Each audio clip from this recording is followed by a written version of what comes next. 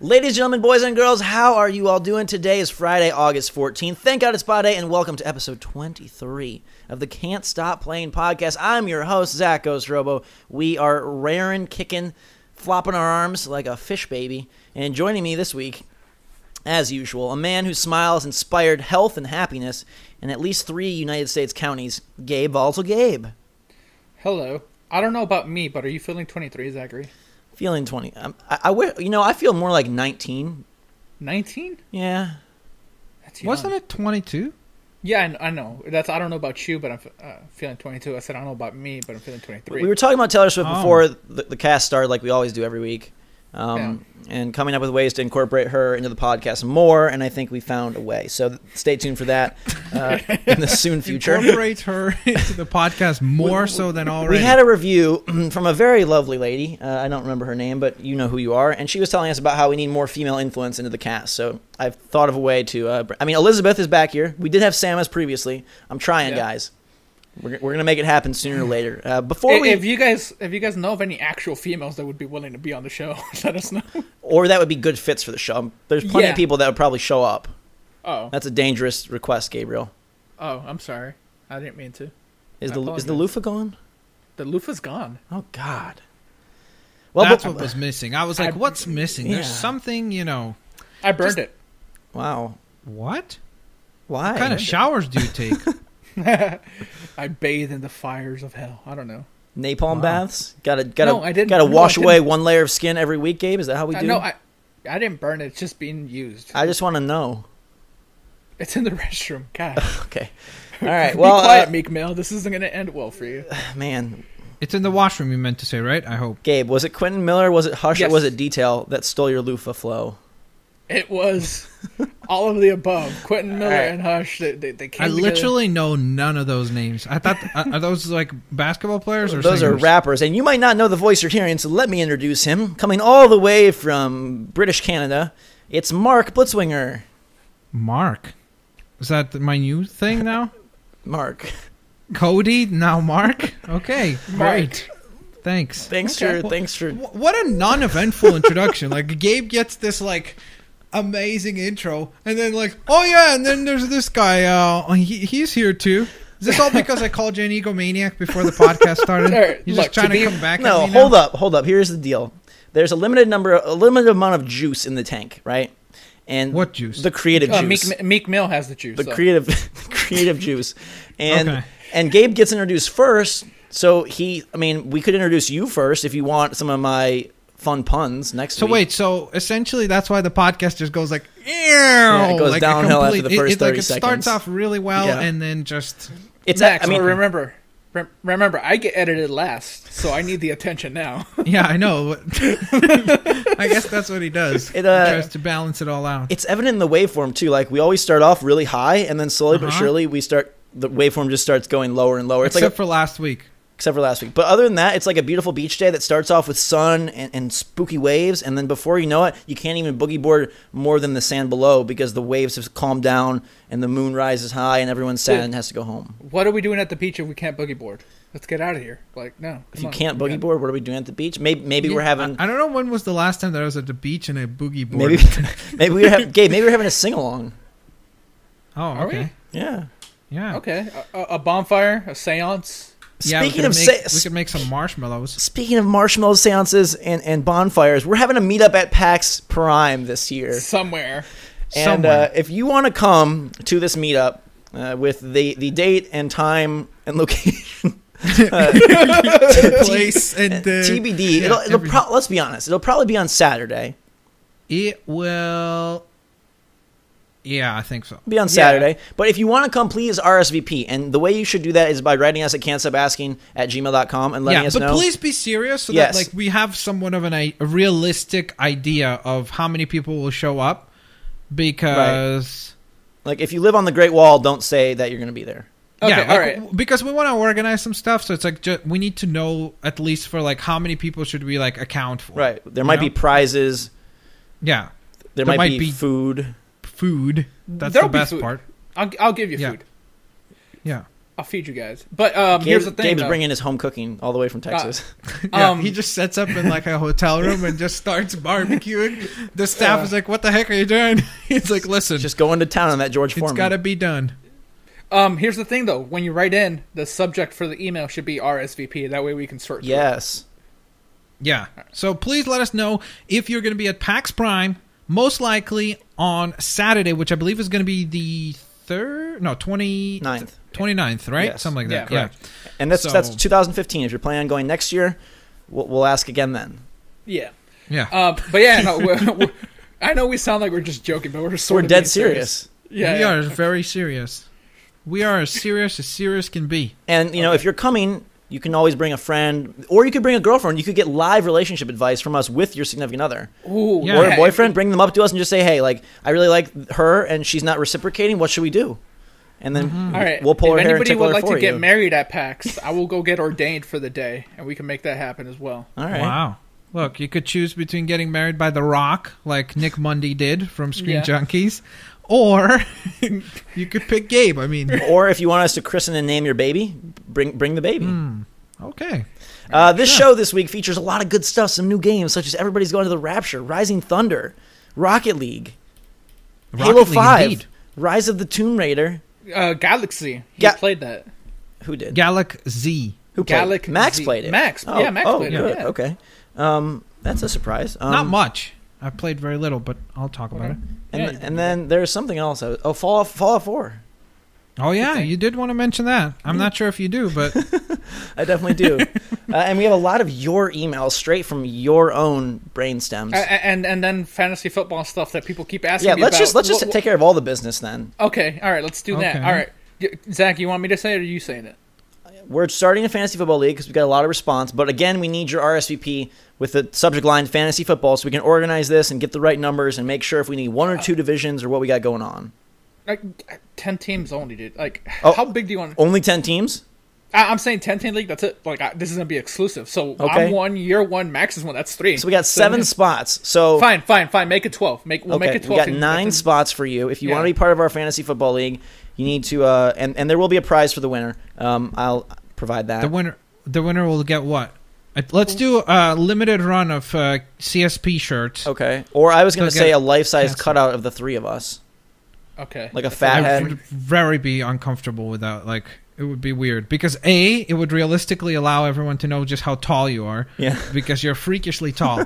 Zach is like, his torso is like one length, like a regular size. And then his legs are like gazelle legs, suddenly. So he's like freakishly tall. And it'll ruin the illusion. Okay. Okay. You know? I do want That's to why say. I think, honestly, at the meetup, I really think the best thing for us to do is probably to walk around with like black cardboard box below the waist, so that nobody so that they still get the most like realistic How about we perspective. just sit The way at the table they see and us. refuse to get up?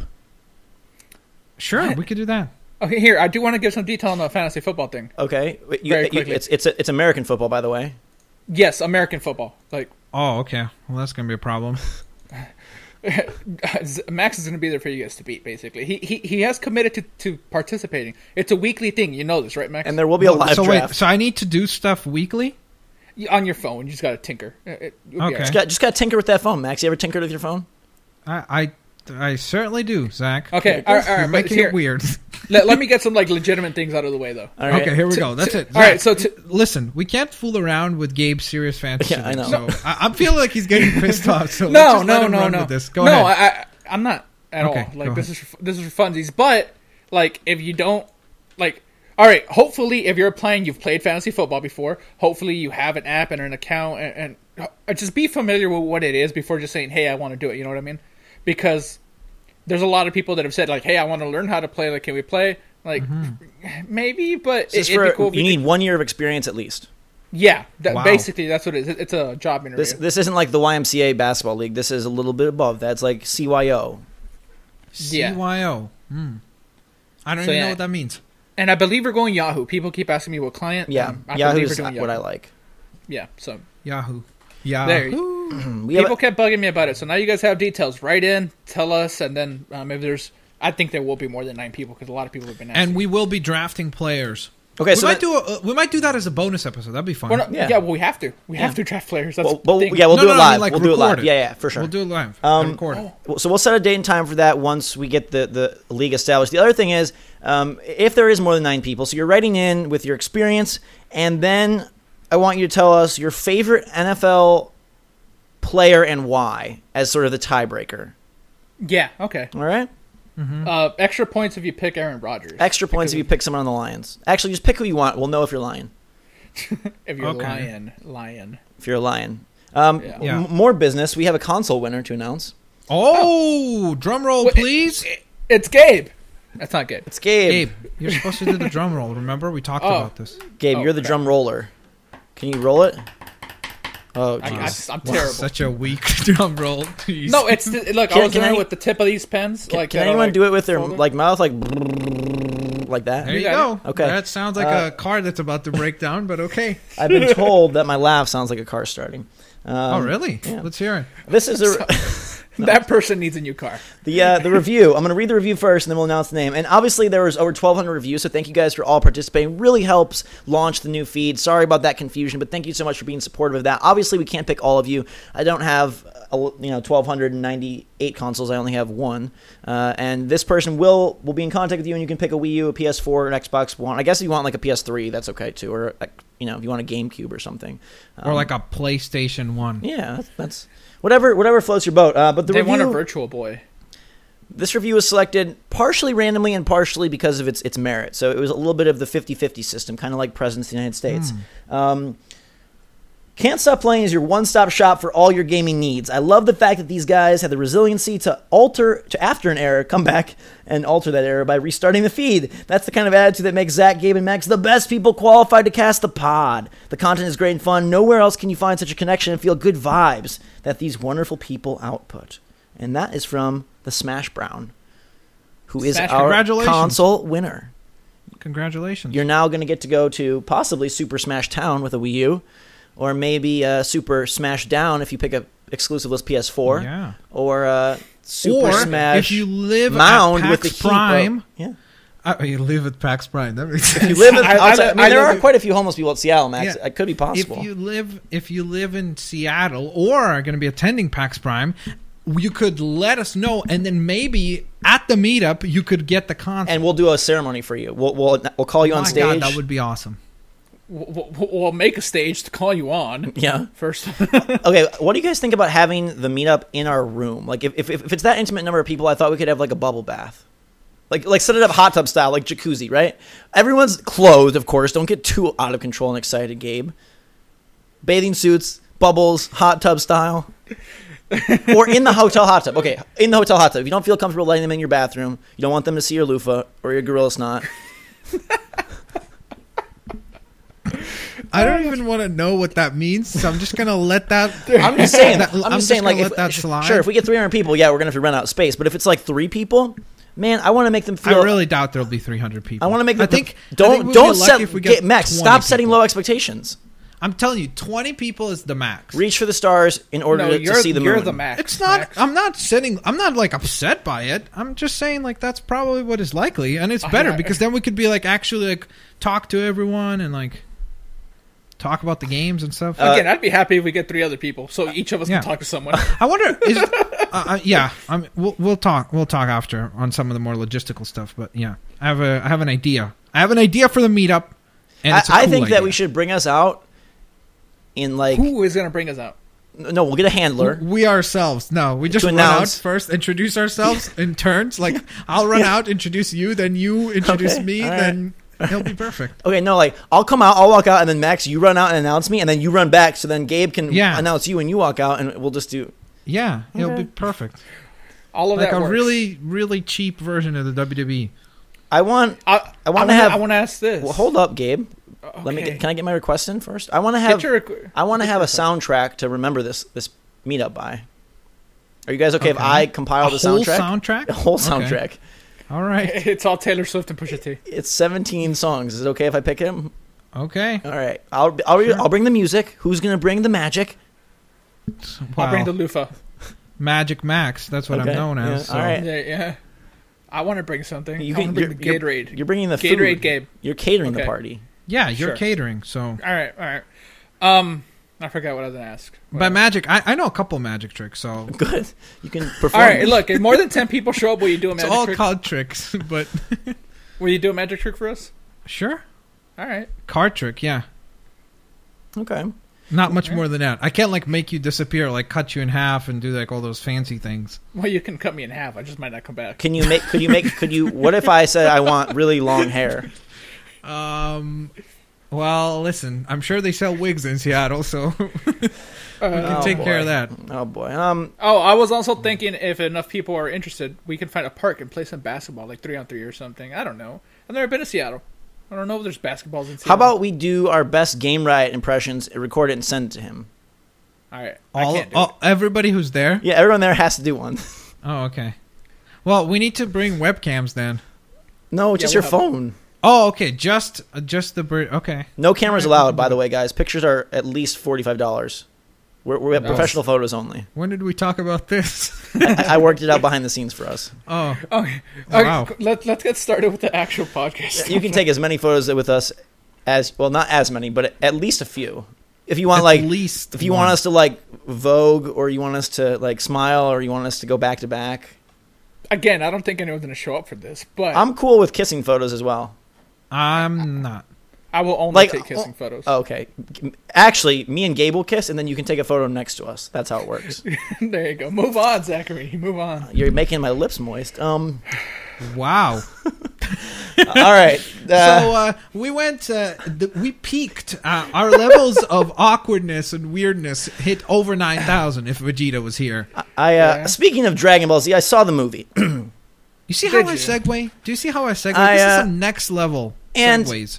They claimed What did they claim, Zachary? What did they claim? that this was one of the best.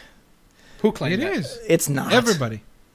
I got Okay, I got what's a wrong major with it? bone to pick, and it's a Okay. serious problem, and I don't know how they're going to fix it going forward. Which is that Okay. the main characters are just too strong. It was way more enjoyable when they at least had some semblance of vulnerability and a chance to lose. But now they're like, we're Super Saiyan God mode, blue hair, don't care, and they can literally just obliterate everyone. Well, Beerus is stronger than all of them. Okay, well he Beerus didn't is still- fight. He just ate. Yeah. No, I know. That's what Beerus does. Okay, but all I'm He saying does is, like his food. I liked it when it was like, oh my god, Cell killed Goku, and now Gohan has to rise to the occasion. They're like, oh god, and they you have to have all those frames of like, There wasn't enough of that in this movie. It was just, hey, we can kill this Golden Frieza, and he's no big deal. And then it was like over. And you know what else bothered me? Way What? too much fisticuffs, not enough firepower. Wow. Energy attacks were Unbelievable. attacks were at a minimum. What I really appreciated about like some of the sagas before is like they would come up with a new attack, right? Like, man, we got to really, we got to come up with something ingenious to defeat this guy. But Frieza was such a Like what? pushover. Like, even something like just He's beat everybody with the spirit bomb. Yeah. not they just- Frieza. He beat Frieza with a punch. What, Well, here? Not Well, 'cause in last this time- movie. I'm just Spoiler saying, yeah, they're, alert, they're by the way. they're too strong.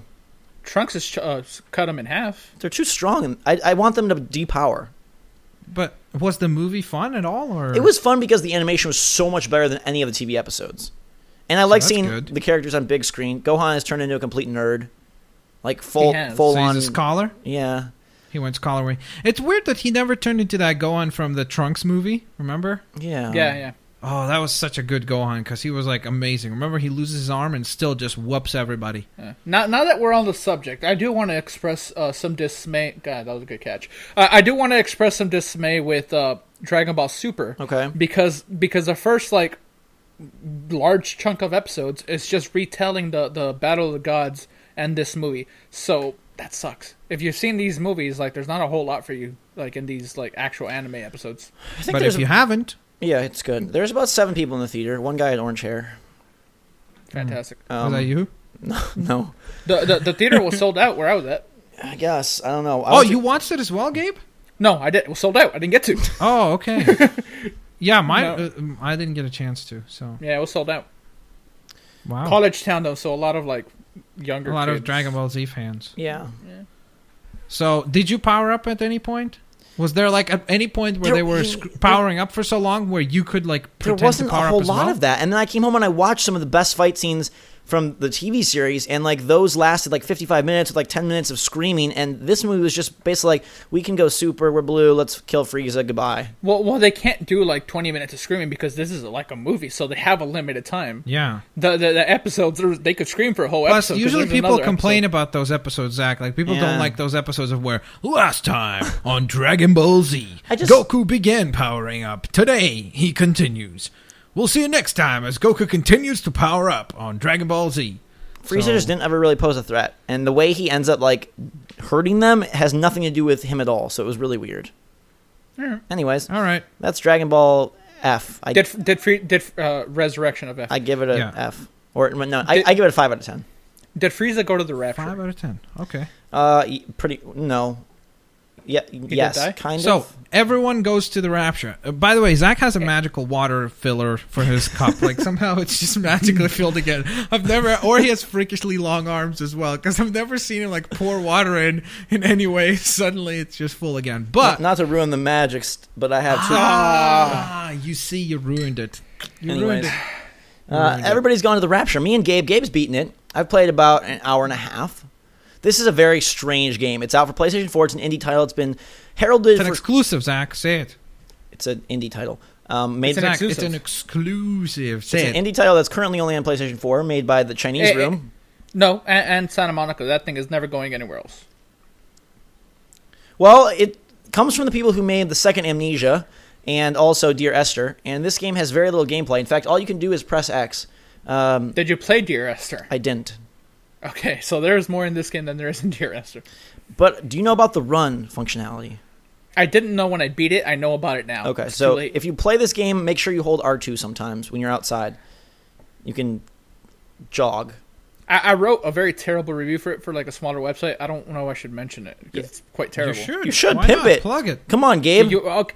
Oh, well, it's a small website. Good, You that's want me to okay. do it? Yeah. Yeah. Oh, okay. All right. It's Bago Games. Bago. They look decent. The people are very nice. They They're nice-looking provided people? they from Skype. That's, I mean, whatever. Okay, all right. They look, You said they look decent, so I mean, nice hair.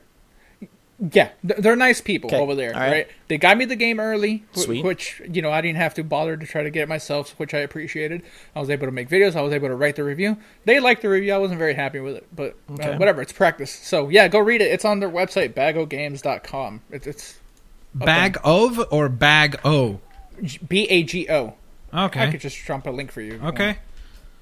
Sure. Nice. And so, thoughts on the game? I like it. I like it as a game you play once and never touch again. I'll say that. Because there's like not a whole lot of reason to replay it, and that's like my main issue with it. The fact that Why is it that an takes issue? fi- Explain to me. I don't know. Most people want to replay games, don't they? No. All right, if you don't want to replay games at all, then fine. $20 for about 5 to 6 hours, closer to 6. Well, it could probably be closer to 5 if I knew I could sprint the whole time. I didn't know. Fun stuff. Zachary, has the game touched you in the first hour and a half? Physically? There's this. No, well, maybe, but did the light touch? I mean, there is a priest early on, but the kids. What'd you see? You saw my dumb thing? no, my priest joke. Anyhow, Oh, I didn't even get it till just now. No, okay, whatever. We'll move on very quickly from that. all right. The scene where you walk in, it was super light spoiler, and the child thing where the guy walks in and he's talking to the girl that's on the couch. Yeah, says, that "Oh, was he went up sad. to-" Yeah, that was very sad. That was very sad. There's a lot of that in the game, like sadness and gloom and. What a are- great positive Let's clone review. let's be real clear about what this is. This is a game that is a totally narrative driven experience where you are basically walking through and encountering snippets of the story via recreations of scenes, via dialogue, via environmental Radios. clues, radios. Yeah, so there is nothing in the terms of like actual interactions with people, actual like conversations, actual, puzzles. It's all exploration based in a gorgeous world. It's in the CryEngine, so it looks really good. And you're in Pretty. this town, this English town, and basically everybody's gone. The entire place is empty. And it's not the apocalypse that you imagine. It's much more of a serene kind of eerie feel where everything is like left in its place just as it is. So the trees are fine, the cars are fine, doors are open, things are turned on still, lights, ovens, and yet everyone is missing. And bit by bit, you slowly start to piece together what went down, and sort of the bait that's pulling you along, the bone that you're chasing, is the slow revelation of what happened here, and you find that out through these different characters, who I assume you get to know pretty well by the end of the game. Yeah, dude, this thing gets like thematically heavy. Characters that you start to like a lot, you find out that they're having like affairs with, they're cheating on their wives and stuff like that. Like there's so much stuff in this game that, like, it gave me a feeling of calmness. The music is wonderful. The game looks beautiful, right? And you have a pleasant time playing it, but then you get to like one of those like super like melodramatic things, and this character that you actually like a lot is sort of not super great. Like, he's a bad person, sort of. And I don't know, man. It was a weird one, because I don't like being sad when I play games, and this made me very sad. Does it culminate in a satisfying way, or is it do this whole like, I don't really know, the whole time, or do you get resolution by the time you're done with the 6 hours? I got resolution. There is resolution. Okay. It's never 100% clear on what happened, but there's plenty of It's clues. better than Lost? Oh, 100%. Okay. Like, here you're told what happened. Okay. But it's not, forced on you. You know what I mean? Gotcha. It's there if you want to know what happened. One thing I think is really weird about the game is you could miss entire conversations and scenes if you don't explore, because some of them, you're guided by kind of these like light orbs that show you where like little conversations will take place. It's a single light orb. Oh, really? Yeah, it's just the one. Okay, well that it just one goes all around. But sometimes you'll walk into a house and a conversation, a memory will just appear, and so you wouldn't see those if you didn't explore everywhere. I think it guides you to it. I think, because like the one you're mentioning with the kids in the house, that's not guided by the light. Yeah, the light goes right into the front of the house. Oh, really? Well, then I've veered off following the light very early on, and just. I will say this: you can go out of order. Like certain, maybe that's. Let's say the light then. is That's the cool. light. The light guides you a certain way. It's like guiding you the way it wants you to go. But if you know that this thing's over there, like now I'm playing it for the second time, like on Twitch or whatever. I know certain things are there, so I go to those just to keep things entertaining instead of following the light. The light's also very fast, and you walk very slow. Again, the sprint button thing, that was a major thing here. Like, can you explain to me the use of motion control with the light? I don't even understand what that is. okay, it's weird. You tilt your DualShock like this. Right? Explain it for the listeners also. Oh, yeah. Back Side and to forth, side. side to side, yeah. Yeah, just side to side. Basically, it starts rumbling. Once you feel that your control starts rumbling, that's where you want to hold it. Oh. So when the rumble starts, that you just stop moving, okay? And you move from character to character. There's different perspectives, and in the beginning of each of the section, it says a name. Like, it'll say, like, Kate, it'll say Steven, or, the names of the characters. Jeremy is the first one. Yeah, Jeremy is the first one. So at the end of his section, you get this one final light, and you're doing the motion control thing at tilt. And at first I had trouble because like it didn't react the way that every other sequence reacts, because there are other lights that you go and just move it and that's it. Like, it just triggers it. But this one you have to hold it right there when it starts rumbling, and your whole screen goes white, and then everything goes black actually, and then you follow like this little yellow brake light thing. Weird. There's a lot of yellow lights on the floor. You follow those, it turns day again, you switch perspective. It's a fun game. I have two major issues with the game, and I'm curious if there are issues for you. Okay. One, I don't like the inconsistency in interactables. I don't like that some gates open, some gates don't, and you really don't know. I mean, obviously they couldn't have everything open, but it's like, hey, this door opens, this door doesn't, this gate opens, this gate doesn't. It's kind of... Here's the thing. You will learn this, but no doors open unless they're already like cracked open. Those are the only doors that will open. Yeah, I know, but So- what I'm saying is like you could go into a backyard and find absolutely nothing there 5 times in a row, and then, the sixth one has an open door, and there's no real way to... No. Most gates do not open as well. The only ones that do open are the ones that lead into a house with an open door, if that makes any sense. Yeah, I guess like I saw a field last night which had a trailer home in the backyard, and I was like, I Yeah. bet that's explorable, and I can't get in it. No, you cannot Which, go in there. Yeah. that was just frustrating. And the second thing is... As you'll really quickly, Yeah. as you play, you'll know, like, just based off visuals of Okay. what you can and can't do, so you'll stop wasting time like that. Okay. And then the second thing is, like, they create these sort of, like, visual representation of memories, which basically is, like, light outlines of people. So you can't see the person, you can't see what they're doing, but it's like this light outline. They'll walk or they'll move, and you can follow them, and it's kind of just like a mirage, but with no semblance of, like, skin, color, anything, right? Clothes. Yeah. I feel like for a game that is this empty, do you think it would have been better if they actually had like faint recreations of the people instead of just like aimless light? Better, I don't know, but I will say this: play with subtitles. If you do not play with subtitles on, how would you even know what character is like who, honestly? Because it's all just a silhouette of a human in a light form, so it's super, because they throw a lot of characters at you at once. Like, just in the first hour, you've seen like 6 or 7 different characters, and other than the subtitles, and you just start like recognizing the names and the voices. How are you going to know? I'm sure if you play enough of it, you'll pick up on it, but the subtitles really, really help. I don't know if I wish that they would have like done faces. I don't know how that would have changed the game, because the whole light aspect is pretty important. I think it's a different game at that point. Because then who are you, and why can you like see these people? Well, why can you see them anyways? I mean, yeah, it's never explained. I do find myself like constantly expecting something to like me to turn around, like some like person to like be like smeared against the window or something. Like it feels like it's going to turn into BioShock at any second. I know it doesn't. It never will. I know it doesn't, but like sometimes the music gets really eerie, or I'll go down in a basement and I half expect to walk back upstairs and have the door be locked and it turn into like this like crazy game, and I wish it would. I know it's not, but like I do love their commitment to mystery and intrigue, and it just reminds me how I love games where that's actually implemented into like a full-on game, like stuff like Alan Wake, or even like, you know, the BioShock games with more of their kind of creepy mystery, and we don't get enough like thriller type, you know, storylines.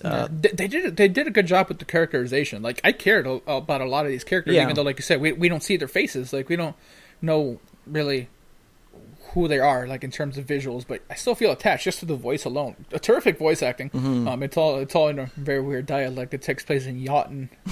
I can't even say it because I'm not. Youghton. Yeah, small British countryside. Cool stuff. Do you know what year it is specifically? In 1984. 1984. Okay, George Orwell. Yeah.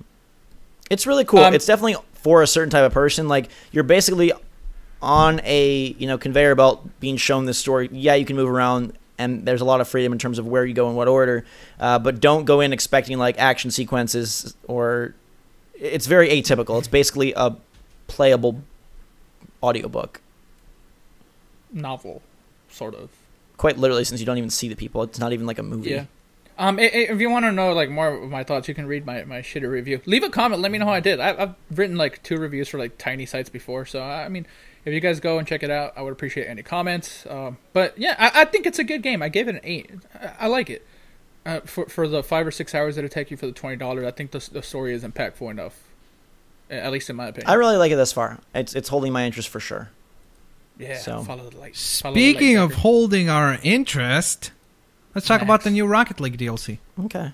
Ooh. So they released their first DLC pack, Supersonic Fury, which is just a ton of fun to say. It sounds like some sort of combination of like Voltron. Supersonic Fury. It's the next Sonic game by Sega. Sure. So essentially the DLC is $4. You get 2 new cars, some rims, some decals for the paint. Yeah, decals, some antennas. So just basically like obviously just aesthetical stuff. The new map is free for everyone. And it's once again, it's a ton of fun. The new cars are really cool. One of it's like a more muscle car kind of inspired. The other one is more of a kind of Japanese or like Asian kind of inspired vehicle. Something that you would see on like Tokyo Drift. Yeah. And there's also new turbo things. The little thing that you the little boosts, the trails behind you. Yeah, there's some cool new ones added. Still a ton of fun, and still makes you rage when you're doing poorly. So I think it's well worth it, honestly, especially if you got it for free. Well, if you got the game for free on, like, that's why I also kind of like, if you got the game for free on PlayStation Plus, I was like, throw them some bucks. Listen, $4. It's like, plus, look, you're getting 2 vehicles and a whole bunch of customizable stuff. Coming from the guy that's always like, oh, I'll pay $5 for gold skin. I thought you would be the one that would jump on this. I mean, it's all customization. I guess for some reason I thought there was a map included in that, but actually the map is not included. The map is free. The map is free for everyone. It's a weird map. It like looks so different from everything else. I think it's a very different art style. It's for sure. I love it. I think it's awesome because it feels a lot more open, and it is a little bit bigger, I think. And with the patch, they added for the rank matches they added like a skill level or whatever, which is cool. It wasn't there like before. So, really? I think it was no, there. No, not before. Like was the it? pro, semi-pro, all Oh that yeah, stuff? sorry, before the patch. Sorry, I thought you Yeah, I'm meant talking with about the DLC. No, I'm talking about Okay, before sorry, this yeah, patch. Because just right now when we played, that was the first time I played like in weeks. So Okay, yeah. fun times. More Rocket League videos coming, guys. Yay. Speaking It's a of ton of fun. Evolve, they have a new hunter. Oh yeah. Yeah. And they Tell totally us about that. They totally revamped the entire How much structure does that cost? of $2.99. Really? What happened? Did they low- bring down the prices? Yeah. Yeah, That's they brought good. it down. For That's $3, smart. it's a huge. Yeah. It's I mean, fine. it used It's to be what, 15? I think they were $8, $7.99. No, the hunters. first monster. No, this is not a monster. This No, is this a isn't a hunter. monster. It's a Oh, character. a hunter. Sorry. Okay. Yeah, and they used How much to, were the hunters before? It was four. They were what, 8, 7? Either way, it's Seven- way down. That's awesome. This is a new trapper. He's got some interesting skills. It's incredible how the personality of the tier 4 and 5, which are the DLC hunters, far exceeds the originals by so much. Like, this guy is a scared boy who puts on this mask and goes from Jack to the Jackal, and like he's like all tough, and then people like say like, oh, where'd you really get that mask, where'd you come from, and he acts all tough, and then he's like, actually my mom made, like, it's like he's got like good personality, and it's interesting as opposed to just like spaceman, space girl. He has like this cool repulsor beam where he can actually stop the monster in its tracks, which is a totally different mechanic. And they reworked the entire multiplayer, so Hunt is now Hunt 2.0, and you can specifically pick if you want to be on the hunter side, the monster side. You will only spawn into new games, no more spawning into like games mid-round, which is a big frustration for people. They've added a new badge and rank system, different tiers to better group players. It's like, you know, and like, not to get into too much inside baseball, but basically it sounds like Evolve was kind of in the same way that Assassin's Creed was like a proof of concept, and then AC2 was where they really like blew it out. It's kind of what that was for Evolve. Whatever they do next, I hope will be sort of the full vision, you know, for that franchise or for that game. At least they fixed the prices, because I think $2.99 is very reasonable for a hunter. Mm-hmm. So that's super reasonable. Like, before it was $7 or $8, I think that's a little much. So $2.99. Hopefully more people pick it up. And they added like a free map. I mean, all the maps are free, but they added another one. And like that arena mode, I'm sure nobody, you know, you guys haven't played it, but it's really fun. It just condenses it down to the battles. And I think I was talking to some people at 2K at Gamescom, if they would have somehow revealed this game via the arena mode and been like, Evolve is about fighting monsters with these hunters, and shown that, it would showcase well at events and trailers. And then when the game came out, be like, and guess what? We have a mode where you actually get to hunt the monster.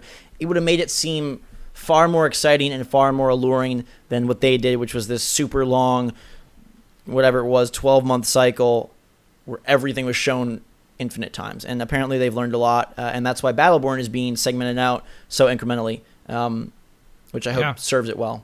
Because like we haven't even seen multiplayer for Battleborn yet. Yeah, the one thing that I do find interesting about stuff like this, and even like Splatoon as well, it's like there's such different games from launch date. Yeah. And now, like 6 months, it's crazy to think that, like, how much games really are becoming this kind of patched thing, where if you bought Splatoon right now, you would play a very different game. I mean, again, the mechanics and a lot of the fundamentals are still the same, but the amount of stuff that you have right away is very different to when you bought it initially. Right. And the same thing with Evolve. So it's like, I wonder, will that ever play a factor into like how we actually value games and like think about them in that regard, right? Because sometimes that's something that we mention, but we never consider like what happens once the product has been in the marketplace for a certain time. Sure. I mean, as long as they keep it free, though, because with Splatoon, like, it's a different game, right? But all this stuff has been added, a lot of it for free. Not all of it's free. There's been no paid DLC for Splatoon. Okay, all right. See, so Evolve, it's a different game, sure, but a lot of it you got to pay for. So yeah, that's a good point. Yeah, you're right. Yeah. I mean, and it's just from a review standpoint, like, okay, Rainmaker's getting added tonight, and you now have the ability to party up. You now have way more gear. There's all the extra modes. There's many more maps. It's like the package at hand if you were a $60 purchaser back in May versus the package in hand as a $60 purchaser in August. Like, which, by the way, the game has hit 1.6 million already. Which is incredible. Awesome. So it's doing really well for them. It is interesting, though, of like how that's It's significantly bigger. And I don't know if you guys saw it, Mario Maker is doing something weird as well, where the tools to build are not all unlocked when you buy the game. It's going to take 10 days for the full creation suite to be unlocked. 9, right? 9 or 10, either way. Okay, we'll see how that works. I mean, that's the problem. Is like, again, when we mention this, I don't know if it's a good thing or a bad thing. I genuinely don't, because we'll see. Because again, the problem is you don't want to get into a trend of where they say, yeah, but look at our game 12 months from now. Like, it's actually good. You know, like, you don't want that either, because like, we still judge you based on like, what was the first game you're selling that you said, we are comfortable to charge you $60 for this.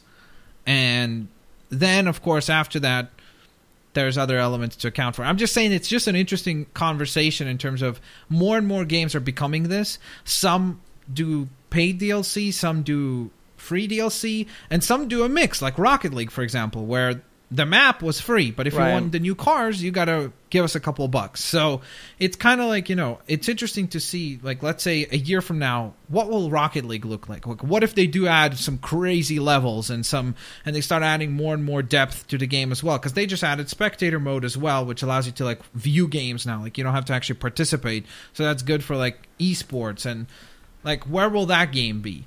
Sure. And so on and so forth. So I think it'll be just an interesting conversation down the line of like, value and how do we identify that becomes even more difficult now. Yes, I agree. Yeah. Do you want to tell us about Galak-Z a little bit? Yeah, I only played very, very, very, very little of it. I finished 1-2, I think. I'm pretty sure that's how they segmented it, something like that. So very, very little, so I don't feel like I can talk about it in a comprehensive manner. So I'm sorry if I like say something and then at the end of the game it's not the way that it goes. But essentially the game it's a shoot 'em up, but it's not like your typical, like, where you're just going like one way. Like, you know, where typically when you're playing a shoot 'em up, you're either going like left all the time or right or top of the screen. Here you're like way more interacting with the map. You do a lot of stuff like where they do very cool things of like foreground and background. So like sometimes there'll be rocks in the foreground, and if you don't know, you could actually swoop underneath them and find like a hidden pathway to fly through. So it's like they do a lot of cool stuff with like playing with the depth of field of the game, which is really neat because it also allows the enemies to look kind of unique, where they're not flat images, they're like 3D models, but on a 2D space. So it's like, it just has a very unique look. The aesthetic is kind of like anime-esque, kind of Voltron a little bit inspired, you know, of like you're the starfighter. Gundam. Well, Gundam, yeah, anime. I mean, Gundam is an anime. So very kind of like, you know, exaggerated in terms of personality. Some people like that. Some people will say, okay, that's too much, like too fantasy for me. But it plays really well. I like the way that you control the actual like ships and the characters that you control. And yeah, that's pretty much as far as what I've seen so far. Yeah. I think I see why people enjoy it so much, and it's reviewed really well. Yeah, it's kind of like, you know, if you played Resogun, this is similar in some aspects because it's also shoot 'em up, but also has like an extra layer because it's almost like exploration and you're exploring the map a lot more here, which was kind of interesting for a shoot 'em up to have that mechanic in there. And it's got like the roguelike stuff, right? Pardon? The roguelike, like die and well, upgrading, where you stuff like that. Yeah, that's awesome. And I don't want to like go into this like super heavy, right? But I feel like we should point out, because we had a conversation about this last week.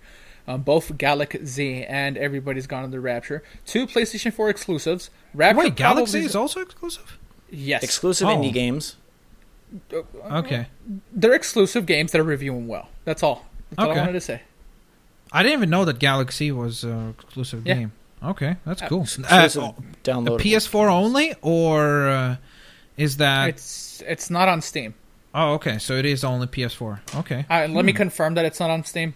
All right, interesting. But again, very cool little game, and it does cool stuff. Like, to me, the most enjoyable part was, like, I really found it intriguing, the art style and how it worked. Like, they did so much cool stuff with, like, having way background, then you have, like, your regular background, and then you have stuff that is, like, on top of what you're moving on. So it was just, like, really, really cool depth of field stuff. So, I don't know. Okay. I enjoyed it for what I've played so far.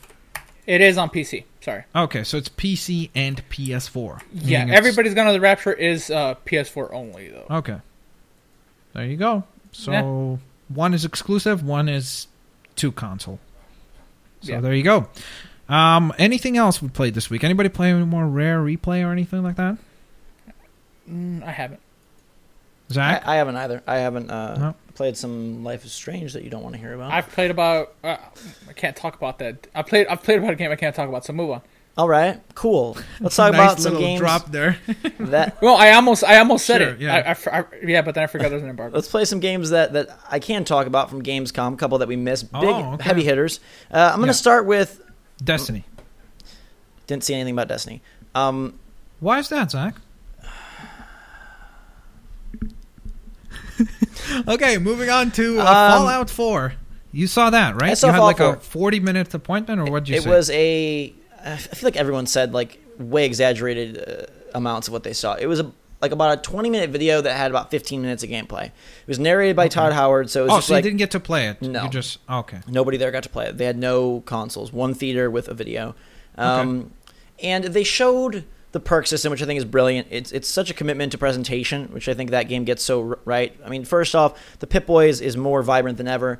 But second, like borrowing from Fallout Shelter, there's like this hotel of little Vault Boys, and that's how you pick your perks. And they're all animating, so you've got the 7 letters of special across the top, and then the perks are divided in those categories, and each one is like a floor of a hotel or a room of a hotel with the character doing that. So for like the one that's like everyone explodes into a bloody mess, it's a little Vault Boy like shooting a thing and exploding. Or for the one that's like more strength, it's a guy like weight training. Or like just added presentation value that they were trying to show like, hey, we've polished this game to hell and back in every way, which I think is really, really nifty, I guess. A ton of perks. They all have multiple levels to them. And some ones that obviously impact the game, like I'm sure there'll be stuff like the Stranger from Fallout 3 and whatnot. After that, they went into a gameplay demo that sort of showed like the very traditional quest of Fallout, exploring a kind of dilapidated town, going in, having to find some special item, and then going out and encountering a big fight on the way out. What stood out to me was mostly the enemy behaviors and movements. So you're fighting a lot of feral ghouls at the start, and instead of just running straight at you, they would kind of run all zombie-like at you. They would crawl out of vents, crawl under doors. Like they were very dynamic in the way that they moved. And that might be scripted, I guess, but they felt like they had a lot more versatility to them instead of just like, hey, we're a zombie, run at you, or hey, we're a super mutant, run at you. And I'm hoping that some of the more versatile enemies will do that as well. So imagine if, some of those 4-legged creatures are just bounding at you or leaping over you or doing more than just kind of coming at you and so making things a bit more dynamic. Yeah. The gunplay, for all that they said about it being more like a shooter, still looks very Fallout-esque. Like, a lot of the weapons you were firing seemed wholly inaccurate.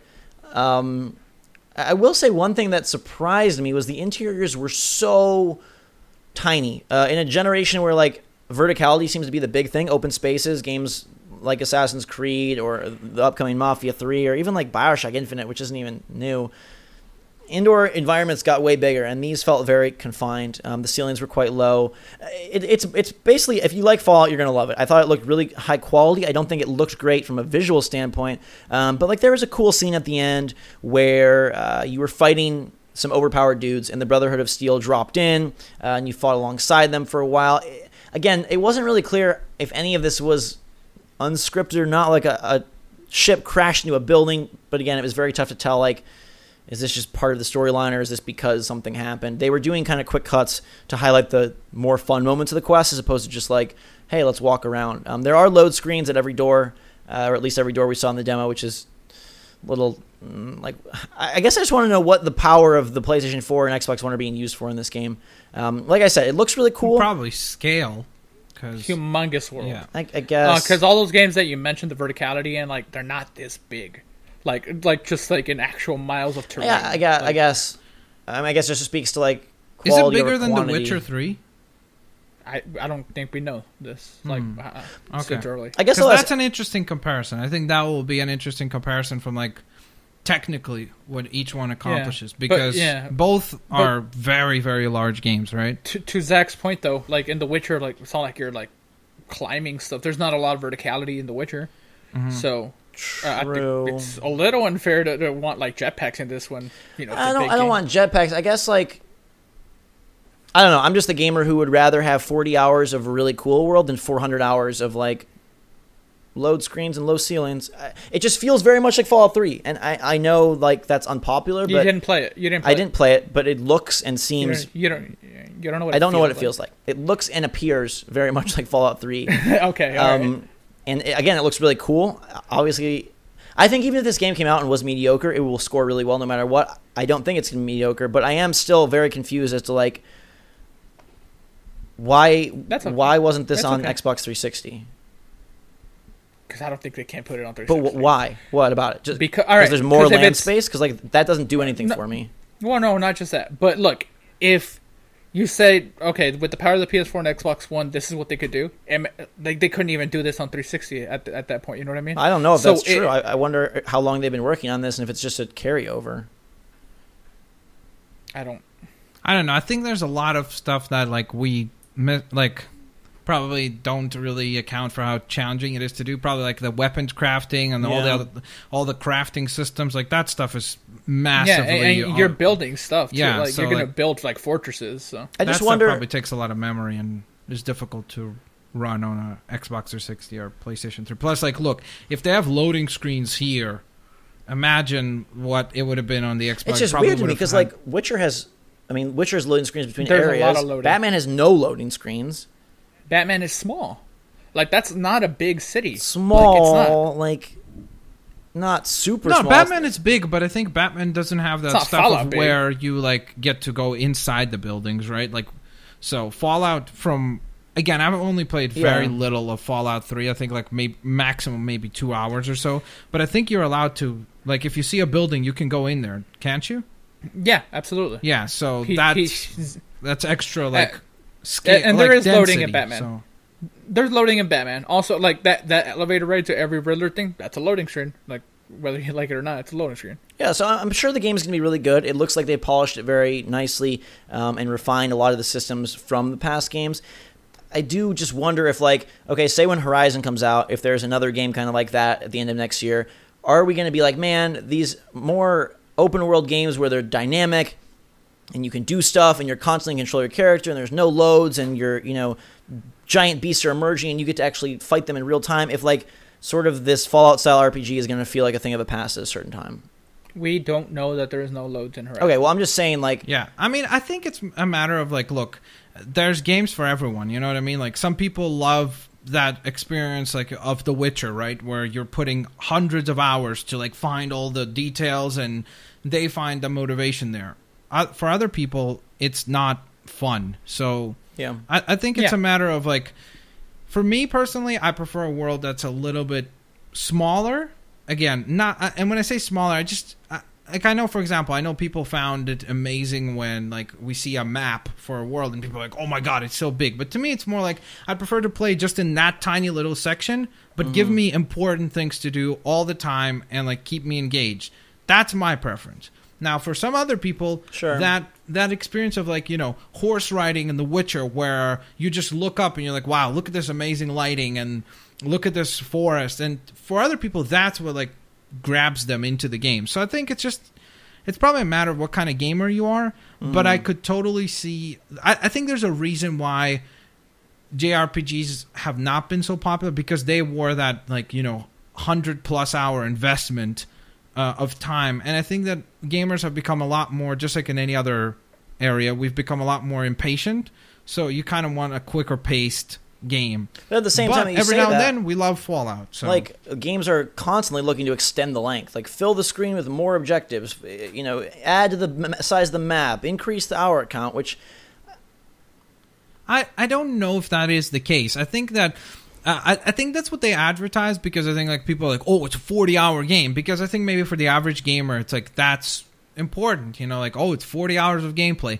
But I think when you think about that, like, most of the time, I still believe that our average campaign is probably 10 hours long.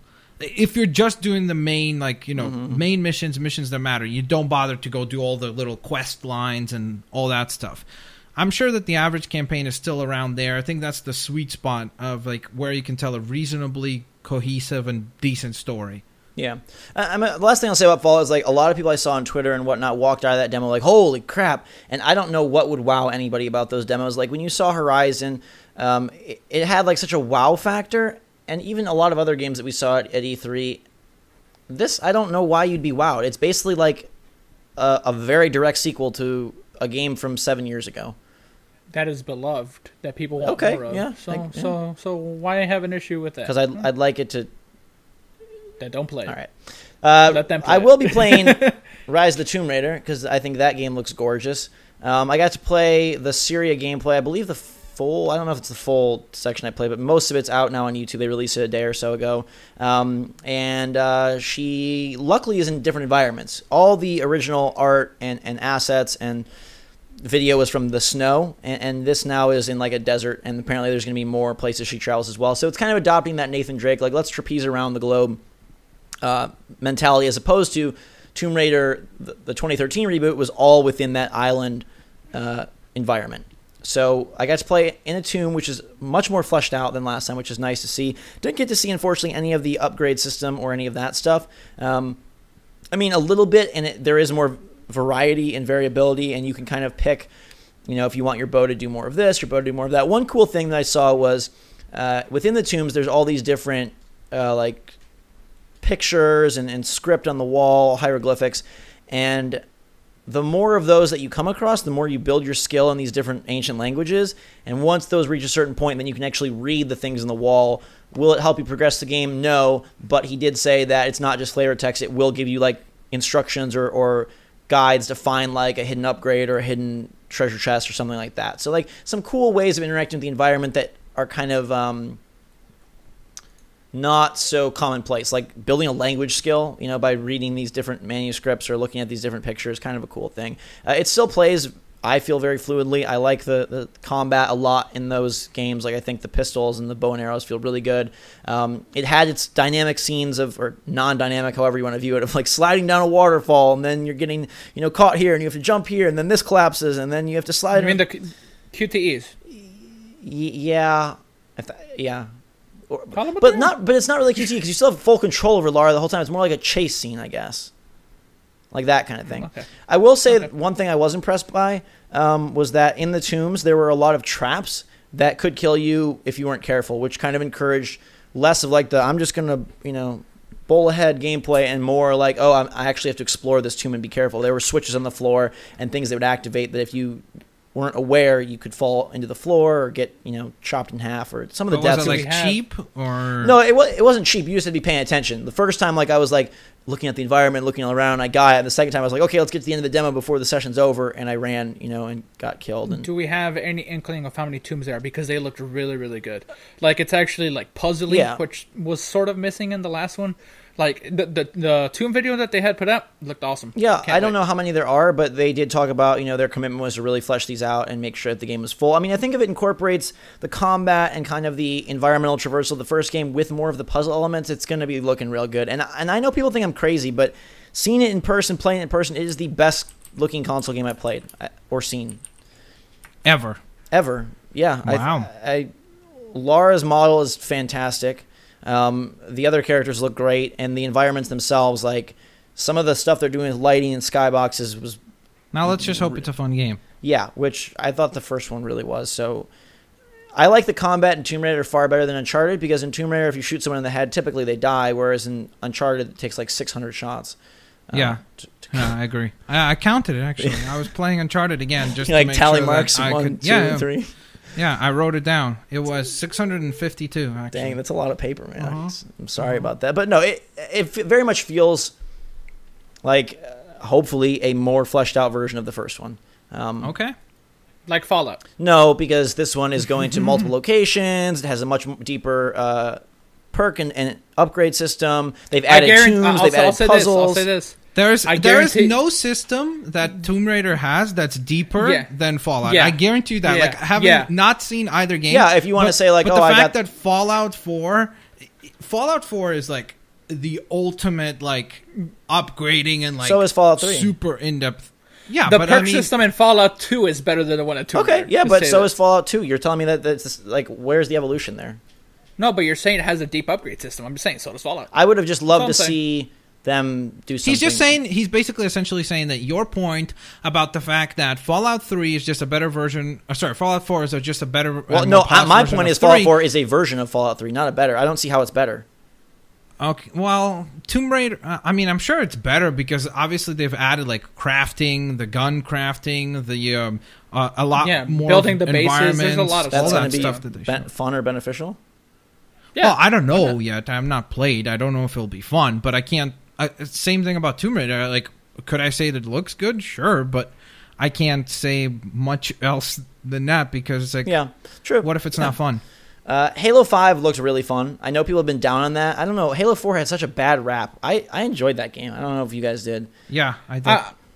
Who's been down on it? A lot Because of people. you loved it a lot, and everybody else I've talked to like that played it loves it. Okay. Like, I think this is like the big one. Resurgence I for think Halo?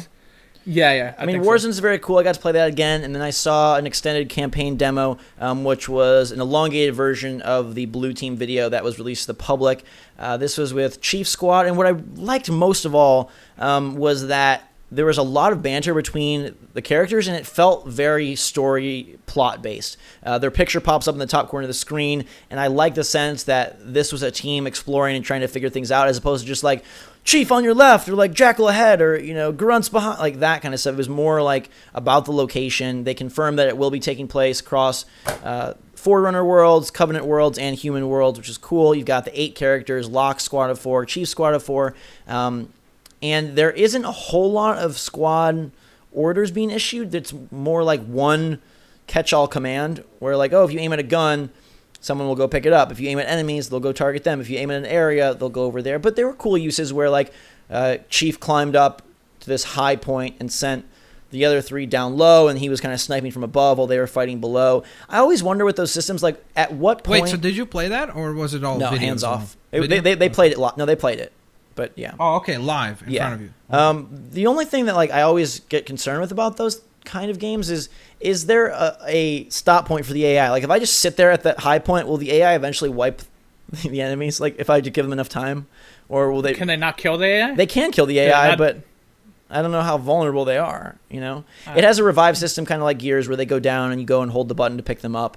They can do it to you as well, which seems like it's going to make the game a lot easier, right? Like if your squad can constantly just come pick you back up. Maybe they turned up the AI. Then, yeah, or like, they to just make wanted to up for eliminate that. load screens.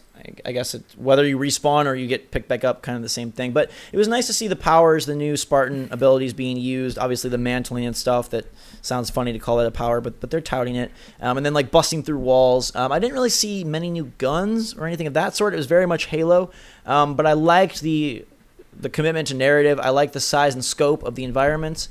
And all in all, it just looked like fun shooter gameplay. Like it had like that Halo vibe of like, hey, here's a big room. And there's some smart systems in play. So for example, each character in your squad kind of has a role. Like there's a sniper, there's like a, like that kind of thing. And do you get to switch between them? No, you'll be Chief or Locke. Oh, okay. Yeah, but Well, no, you also play as Locke for sections yeah, Chief of or the Locke, game, yeah. though.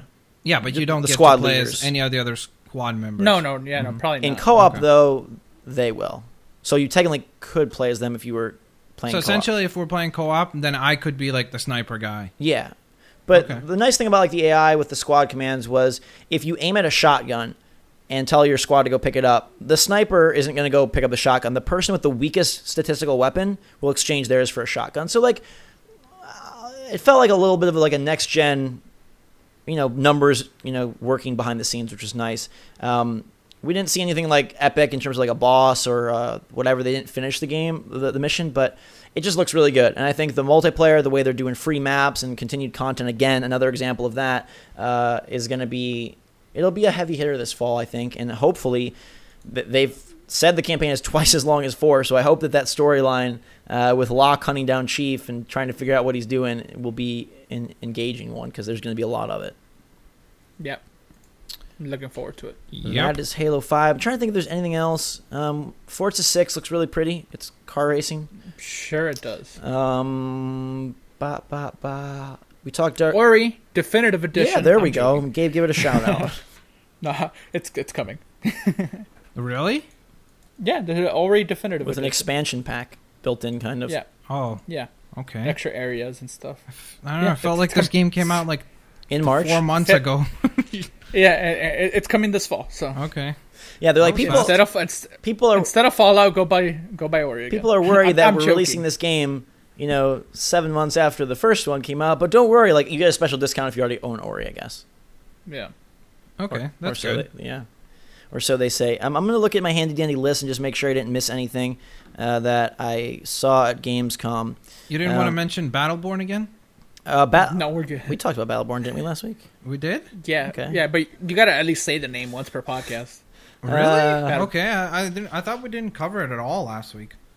Remember I told you Okay. about Randy Pitchford, or was that before the podcast? That was before the podcast. Okay, let me give you a little 2-minute, 1 minute, 30-second Battleborn spiel. Randy Pitchford presented the game. Boy, he is a good presenter. Like, I would probably buy snails from him if he was selling them. Like, he would convince me that they're useful. It's called Escargot. I like the emphasis on story in this game. I think it's smart from a marketing standpoint and just from a game standpoint that there is a plot, and it's not just like, hey, play the multiplayer levels in single player. Like, there's actually a storyline, and I don't know if I'm allowed to say What's the storyline?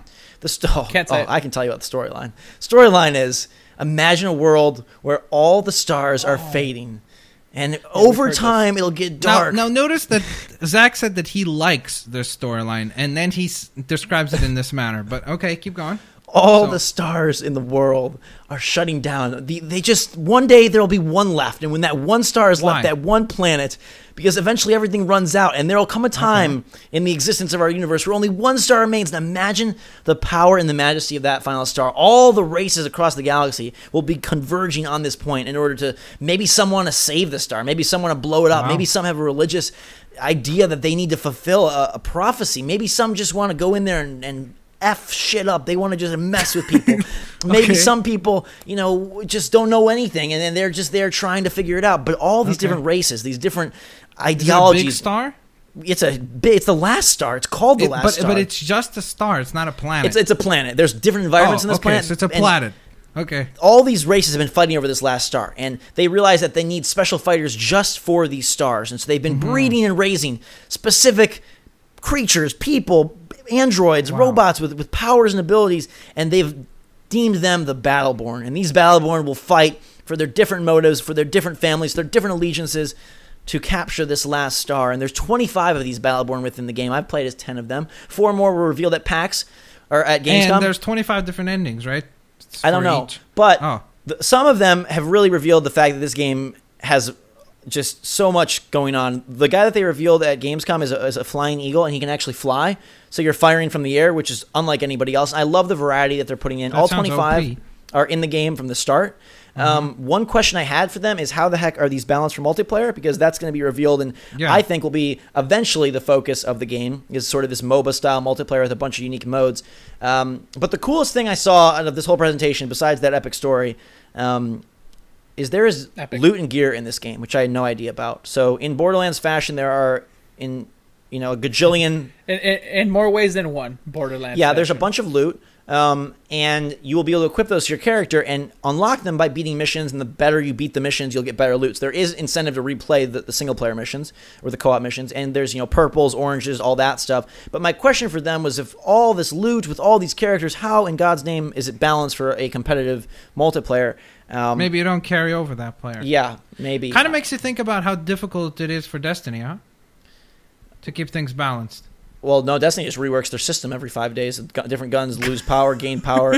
I've read that all the guns are going to be useless in Taken King because they're... Yeah, I heard that That's too. I heard that such they're going to crap. make so many of the guns. But the good thing I've heard about the Taken King is that they're going to give everybody like a boost, so they get like ranked up to the level like that you need to be. So it's really cool. Taken Yeah, King smart. wins like brownie points with me for erasing the light system and just going straight leveling, which I do applaud them for that. About time. As do I. But yeah, Battleborn, I think it's a winner. I love that they delayed it to February 9th, a day before Evolve came out. I hope that week isn't cursed. But You said it yourself. but You channeled Randy Pitchford for that presentation, by the way. but I hope did. not. But he that Dying Light did really well, new IP, so You sure? they're good focusing. game. extensively on a very bland game, focusing extensively, but people like bland things. Good. People like what they know. Very good. No one game. likes to try new things. That's okay. Everything you Life's eat boring. is It's bland. all right. Be Don't quiet. worry. Society will eventually kill themselves off. Battleborn, though. Just like that's why Zach likes the storyline about the star. Because imagine if secretly it's also just like a Mario Galaxy star, and it's just a huge crossover, and they say Nintendo's in it. Zach would just be on. I want to cloud say nine. what I think is like one of the coolest things I learned about the game, but I don't know if I'm allowed to say it. Don't say it. Don't say it. You don't want to. Well, yeah, I mean, if it was shown at Gamescom, It then wasn't you shown can't at say Games. it. It wasn't shown at Gamescom. Then probably All shouldn't right, say Don't it. well, say it and move on. There's some interesting things.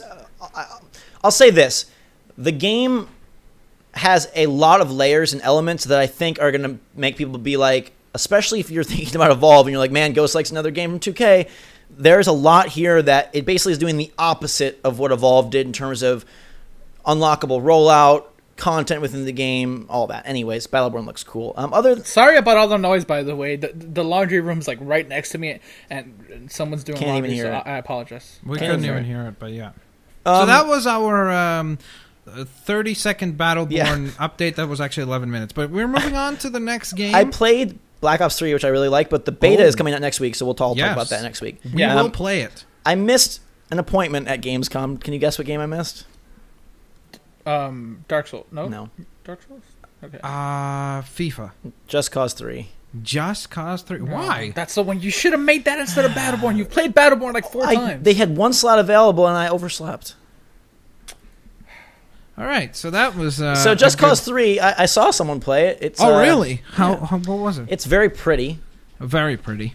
People were really into it. They weren't doing anything really that interesting, but they were really into it. Mm-hmm. I think Now, that what entices something to be interesting? well, in this demo, they were flying a plane and like shooting buildings or Wow, flying that a sounds helicopter. boring. That sounds just boring. It was. It looked really boring. Wow. But Yeah. the trailer Flying I saw, a plane and... the gameplay looks really cool. Oh, okay. That's good. I mean, like I like when Rico, I think that's his name. Not Uncle Rico from Napoleon Dynamite, but Rico. Are we about to get hit with that, Rico? Man, I get hit with that Rico every day, Gabe. I gotta keep on the down low. I gotta move differently now that I am who I am. I gotta make sure that I'm Yeah. not showing up at any street corner with my hood pulled down low, my hands in my pockets. I have Yeah, no idea all what right. you're talking about. Anyway. You got to be careful. You got to be careful out in these streets. I gotta move Zachary. differently. You know, it's a different. Streets don't love you. They okay? don't love me no more. Yeah. So yeah, Don't worry, listeners. You're not the only one lost. that's Gamescom in a nutshell. Yeah. I did have a lot of nuts over there, by the way. I got this great pack of berries and nuts from the local Rewe, R-E-W-E, open till midnight, thankfully. Thankfully? Why Thankfully. would we want to thankfully? I don't understand. Thankfully, I was trying to channel a little bit of a Bavarian accent there. Oh, okay. Mhm, Bavarian. We got emails. Emails! Email. Wait, did we get any, what are they called? Lightning rounds in? Lightning. I'm going to search for it right now. No I got, lightning rounds? Guys, you got to step up Yeah. your game for lightning rounds.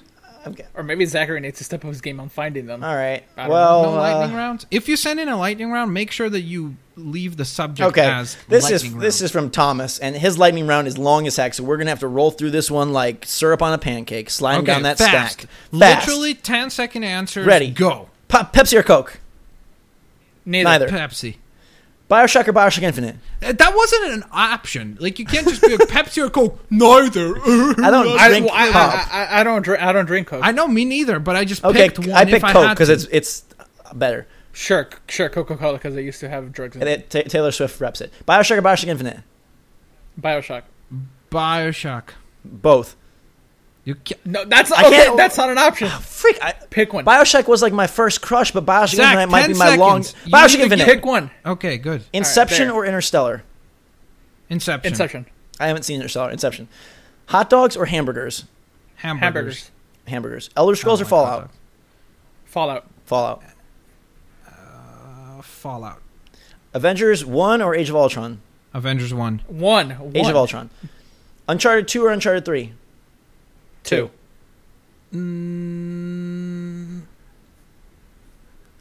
You said 10 seconds. Two. Hurry up. Two. Okay. Chicken or beef? Chicken. Good. Casino Royale or Skyfall? Casino Royale. Skyfall. Arkham Asylum, Arkham City, or Arkham Knight? Arkham City. Asylum. Knight. Splinter Cell or MGS? MGS. Sorry, did I say City or did I say You Asylum? said City. Asylum. That's what I meant to say. Sorry. Yeah, you said City. Yeah. MGS. Next question. What was Splinter Cell or Metal Gear? it? Splinter Cell. Gabe Zach? says MGS. I don't know. MGS because it's crazy. Star Trek or Wars? Wars. Gran Turismo or Forza? Forza. Oh, I've not played. Okay, Forza. I'll say that's the one Me that too. I played a little bit. And I'm going to skip a couple here because it gets really long, but Batman Begins, Dark Knight, or Dark Knight Rises? Dark Knight. Dark Knight. Dark Knight. Okay. Cool. On to the emails. If you want to email us, you can. Can't stop asking at gmail.com, where we'll take all of your letters, love, questions, and... Including your RSVPs and the lightning round. So please don't forget, in the And- subject line, just write lightning round if you have any ideas for lightning rounds. And if you will indeed be attending PAX or are residing in the Seattle area and are willing to come down to the That's a good downtown point. area. Yeah, you can So- not go to PAX and just come see us. Yeah, Yeah, so or just for- let us for the know how fantasy many of you thing. guys would actually intend to show up. And it just would help us to, actually, from a logistical standpoint, to book the whole thing. Yeah, and if you want to RSVP for the Football League, you can do that as well. Exactly. All right, so I'm gonna bring up a different computer here because I Wow. don't like I'm looking going to have at a this. cookie to I don't get like energized. I don't like looking at Now, the Zach, side. you'd be proud because this is a quinoa cookie. Quinoa. Quinoa. That's how I call it. Is And that it what the has... Canadians do? No, that's how I call it. All right. And it has sesame seeds in it and hemp seeds and flax seeds. So it's like super healthy. Just There you wanted to let you know that Fallout 4 is the same as Fallout 3, everyone. Let you know. All right. Oh my god. Yeah, but Tomb Raider is the best game ever. Dude, I would rather play as Lara Croft than that dumb-looking Vault Man any day of the week. First What email. about the Vault Woman? Yeah, her sex appeal is on a scale of 1 to 10, a 1. Look, compared to Lara. look, if that's all you want in games is sex appeal, then okay. No, I just want my character to No, look like it's okay, from we get it. We 2015, get it. All you not want from is sex appeal, 2003. Those character models All are right. trash. The artists have to be embarrassed. They're not going to get a job anywhere else. Guys, for those Who of you that wrote this ever email? watch wrestling, just so you know, Zach, a couple of weeks back, has taken a heel turn, meaning he's become a bad guy. So that's why he needs to get that heel move. So that's all. I We're need the a ba- baby faces. I need a bathroom break, but we don't have any ads, so I can't throw us to a break. Matthias. Nice. Good start. Zach, good start. All right. Strong. Dear Can't Stop Laughing crew, my name is Matthew. Oh, I should have just kept reading. And I am 14. I really enjoy playing video games, but lately I've been getting very stressed with them, especially FIFA. My mom says, Matthew, you can't get any more PS4 games because you get too stressed out and angry, and I get mad. I don't curse or anything, but she still gets mad at me. How can I enjoy games without getting stressed even when I lose? Please help. First of all, don't hang out with Zachary. Second of all, don't play Rocket League with me. Third of all, just don't play FIFA anymore. play Everybody's Gone to the Rapture. You can't get mad Play at some that. single-player games. Yeah, if you Yeah. play FIFA or Rocket League, they have very similar experiences. When things are going well, they are the greatest games. They're so fun and satisfying. But when you're losing, oh boy. Max, I have a question. What? Do you think that my Rocket League skills would transfer over to FIFA? No. I would probably say no, because there's a lot more things to manage. Okay. All right. All right. Three Cat Kid But they writes could, in. if I don't know. We'll see. Three Cat Kid writes in with a somber story. Hello to Nintendo Trader, Captain Mado, and O Canada. Am I the traitor? You are the trader. Okay, that's odd. My house was robbed a couple of days ago, Oh, wow. I did it. and they took my Wii U. They did you a favor. I'm joking. Jesus Christ. When we get it, You want mine? When my family gets a new console, should I stick with the Wii U or go with something else? Keep in mind, I'm not allowed to play M-rated games, so this must be a factor. Please reply. I need your help. First of all, sorry about the robbery. Get it with you. Yeah. Why'd you rob him, Max? What? Why did you rob him? Are you crazy, dude? I know it's hard in the mean streets of Canada. Max is a mysterious man, Gabe. It could have been him. I We know. don't know anything about him, really. It wouldn't be possible to have been me. Different Okay. different All right. planets. I'm on a different so- planet here. Okay. So let's address this question. Right. I'd say you get another Wii U just because of the whole mature thing. Yeah. I agree. There's a lot of fun games on Wii U that you can play and are family oriented, and you don't got to worry about mature. Yeah, I mean, it really is the games. only console, essentially, that you could play that is Like, if you're allowed to play rated T for teen games, then maybe you would consider getting like a PS4 and Xbox One, because there is, like, you know, Halo is going to be a T for this year. There is Infamous Second Son was T. So there are games that you could definitely experience on the other console. But Plants vs. Zombies. Yeah, I guess. NBA, FIFA, all that stuff. Yeah, so I don't know. I mean, I guess it matters, like, what do you care for? Like, what games you play? If you love, like, you know, if you love those third-party games like the FIFA and so on and so forth, then yeah, get obviously an Xbox One or a PS4. I would say don't get an Xbox One, because if we are going to give PS4 some credit for some of those sweet indie games, majority of those are not rated mature, and therefore you would have probably a larger library to choose from. I say get an Xbox. Okay. You want to I would say get a PlayStation 4. I think a Wii U is probably the ideal choice still. Yeah. So I think so too. Hello, Gluten-Free Ghost, Ketchup Gabriel, and Mystical Macaroni Max. Ooh. I like macaroni. I have a challenge for you, Gabe. This is just a quick email. Okay. Would you rather be lit on fire while eating 10 live roaches, or eat a baby spoon of ketchup? I'll bring the gasoline. Okay. You bring the roaches. All right. We have another one for you, can't Gabe. be serious. This one's about from that, but keep Austin. going. No, like, I mean, stuff like that, like, I can't even entertain it. Gabe, Come on, move would on. you rather never have to pay for another thing in your life if you suck on a ketchup-flavored sucker dipped in ketchup? Oh, God, that's so fucking gross. When you never Like, have to everything's pay for, covered like, forever. You never have to worry about money again.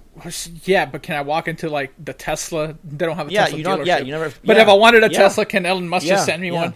Like, can I just walk into, like, some mansion and say, hey, I want to live here now? Like, is that... Yeah. So that's infinite money. Uh-huh. I get to walk into any store, any restaurant, have any of whatever I want, right? Yes, Gabe. The answer is yes to all of those. Okay. All right, then at that point, I guess I'm trying to catch up. All right, good. We found Gabe's.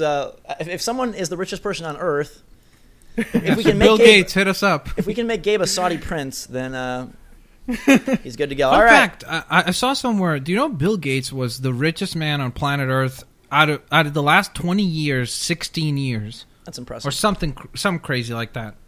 Yeah, that's crazy. Most Okay, impressive. next email. Still not agenda yet. Jack writes in and says, "Dear Love Master Gabe, the real Slim Israeli, and the ghost of the robot." Ooh, I like that. Our first relationship question of the day. I really like this girl. I know, and me and my friends are pretty sure she likes me. The problem is, whenever we want to hang out, something prevents it on my end or hers. This has happened 3 times now, and she says she'll be out of town until school starts. My birthday party is coming up at the end of the month. I want to have a party and invite her. My question is, should I invite her, even though we always seem to be out of each other's reach? Dude, you should absolutely invite her. Why wouldn't you? Even if she's, like, you know, out of your reach. Like, you can't like this girl and then not invite her. You gotta invite her, man. Like, if the question is, like, as simple as should I invite her to the party? Absolutely. There's no reason why you shouldn't. No risk, no reward. Out of reach metaphorically, or like he can't reach her? I think it means that... see, this is where I had a little bit of a debate. The reason I included this is because... what do you do? And I'm going to open this up. I'm going to open the floor to a bigger can of worms. Okay? Oh, wow. Here we go. Not one Nightcrawler, but like at least 6 Juicies. Listen, Ghost, you got to pop that can. Yeah, of pop worms. that can. Pop Boom. It. Let's go. Whoa. How persistent do you be when someone is not avoiding you per se, but like, oh, I can't, I'm busy with this. Oh, I'm blah, blah, blah. We've had a number of emails like this, like, hey, when is enough is enough? Like how...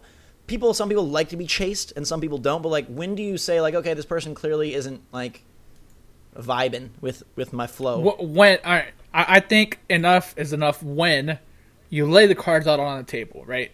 You keep saying, hey, we should hang out, it never happens. That's one thing. But you telling her like, hey, I like you and I want to hang out. And then if she keeps avoiding it, at that point maybe you decide to move on. But you got to make your intentions like known. Like, because remember, you're probably not the only guy that like wants to hang out with this girl. Like, especially if do you think that there's more? Like, if there's more girls that want to hang out with this guy? I mean, maybe, there's technically more females on planet Earth than there are males, so logically, sure.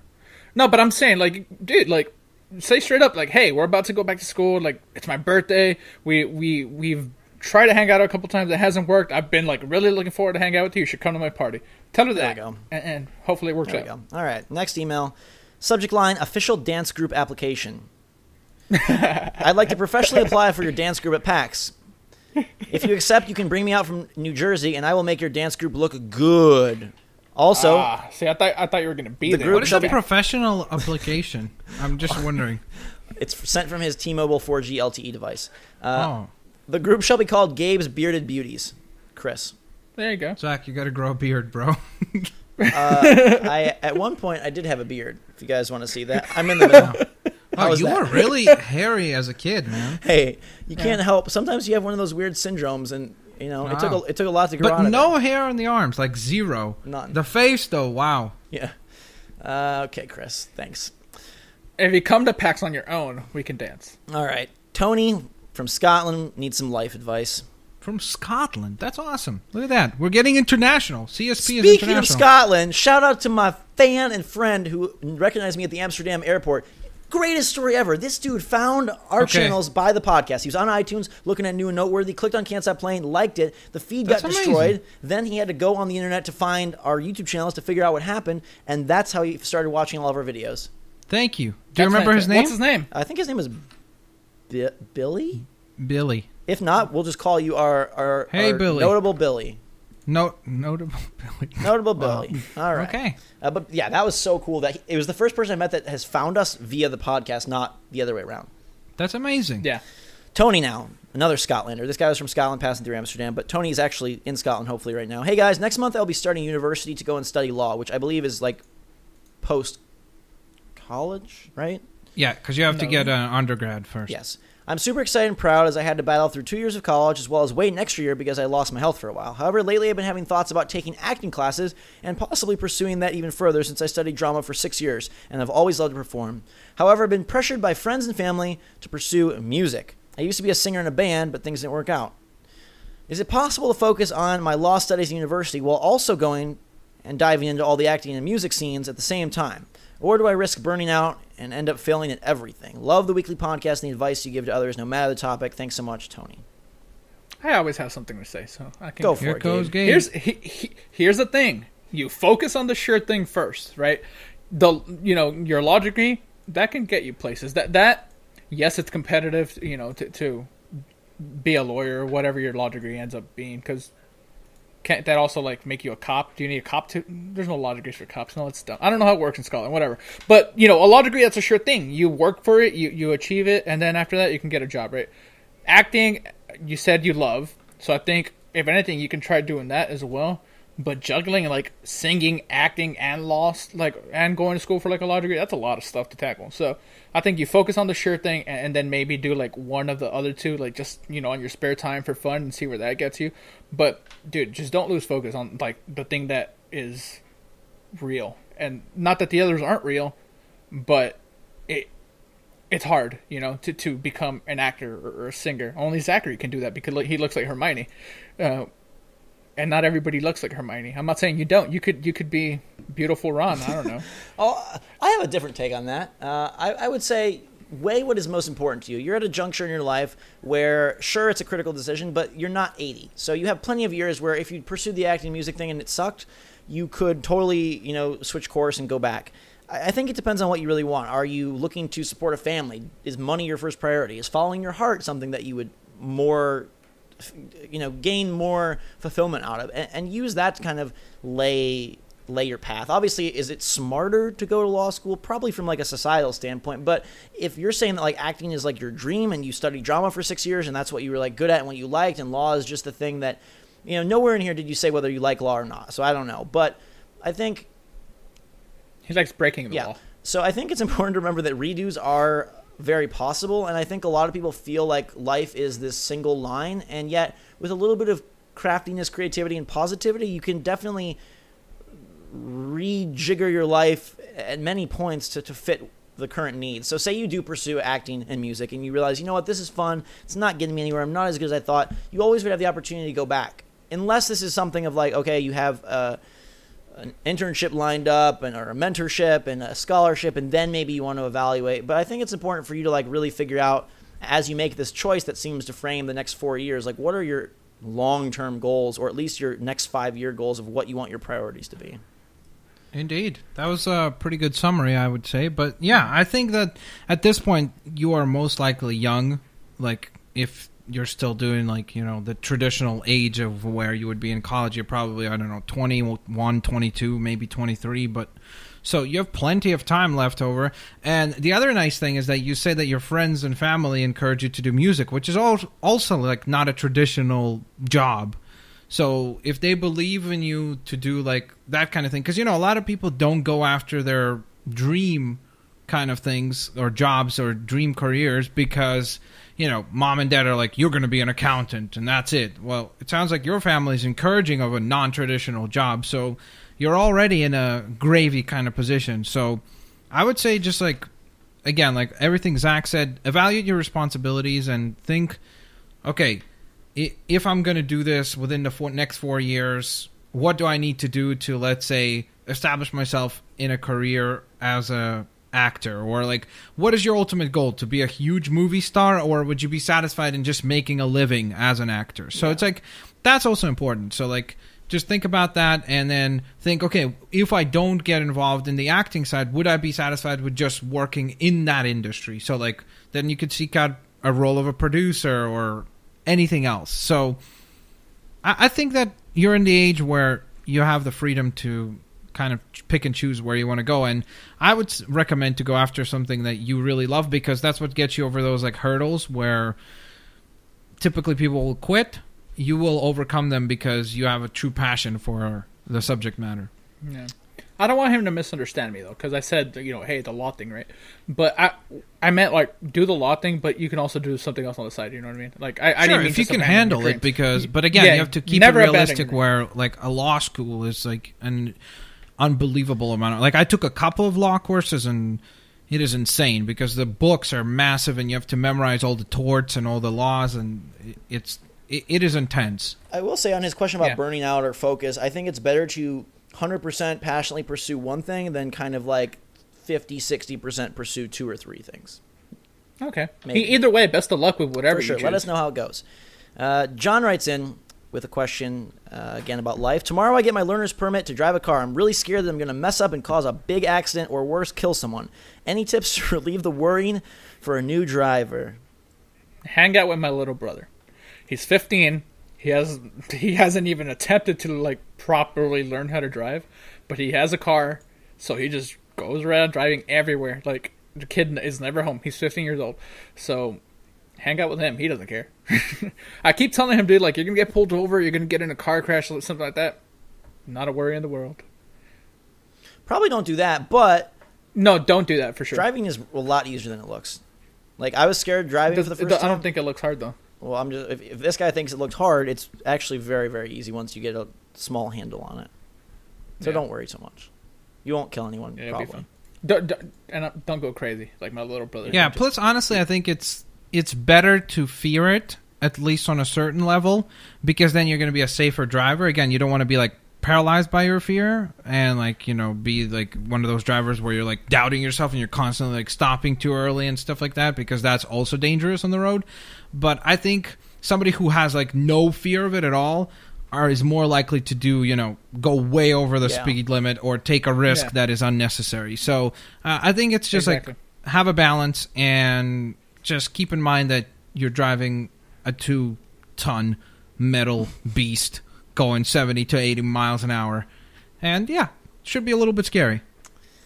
Our next letter comes in from, and I'm sorry if I'm mispronouncing this, but hi guys, my name is Moise, M-O-I-Z. Moise?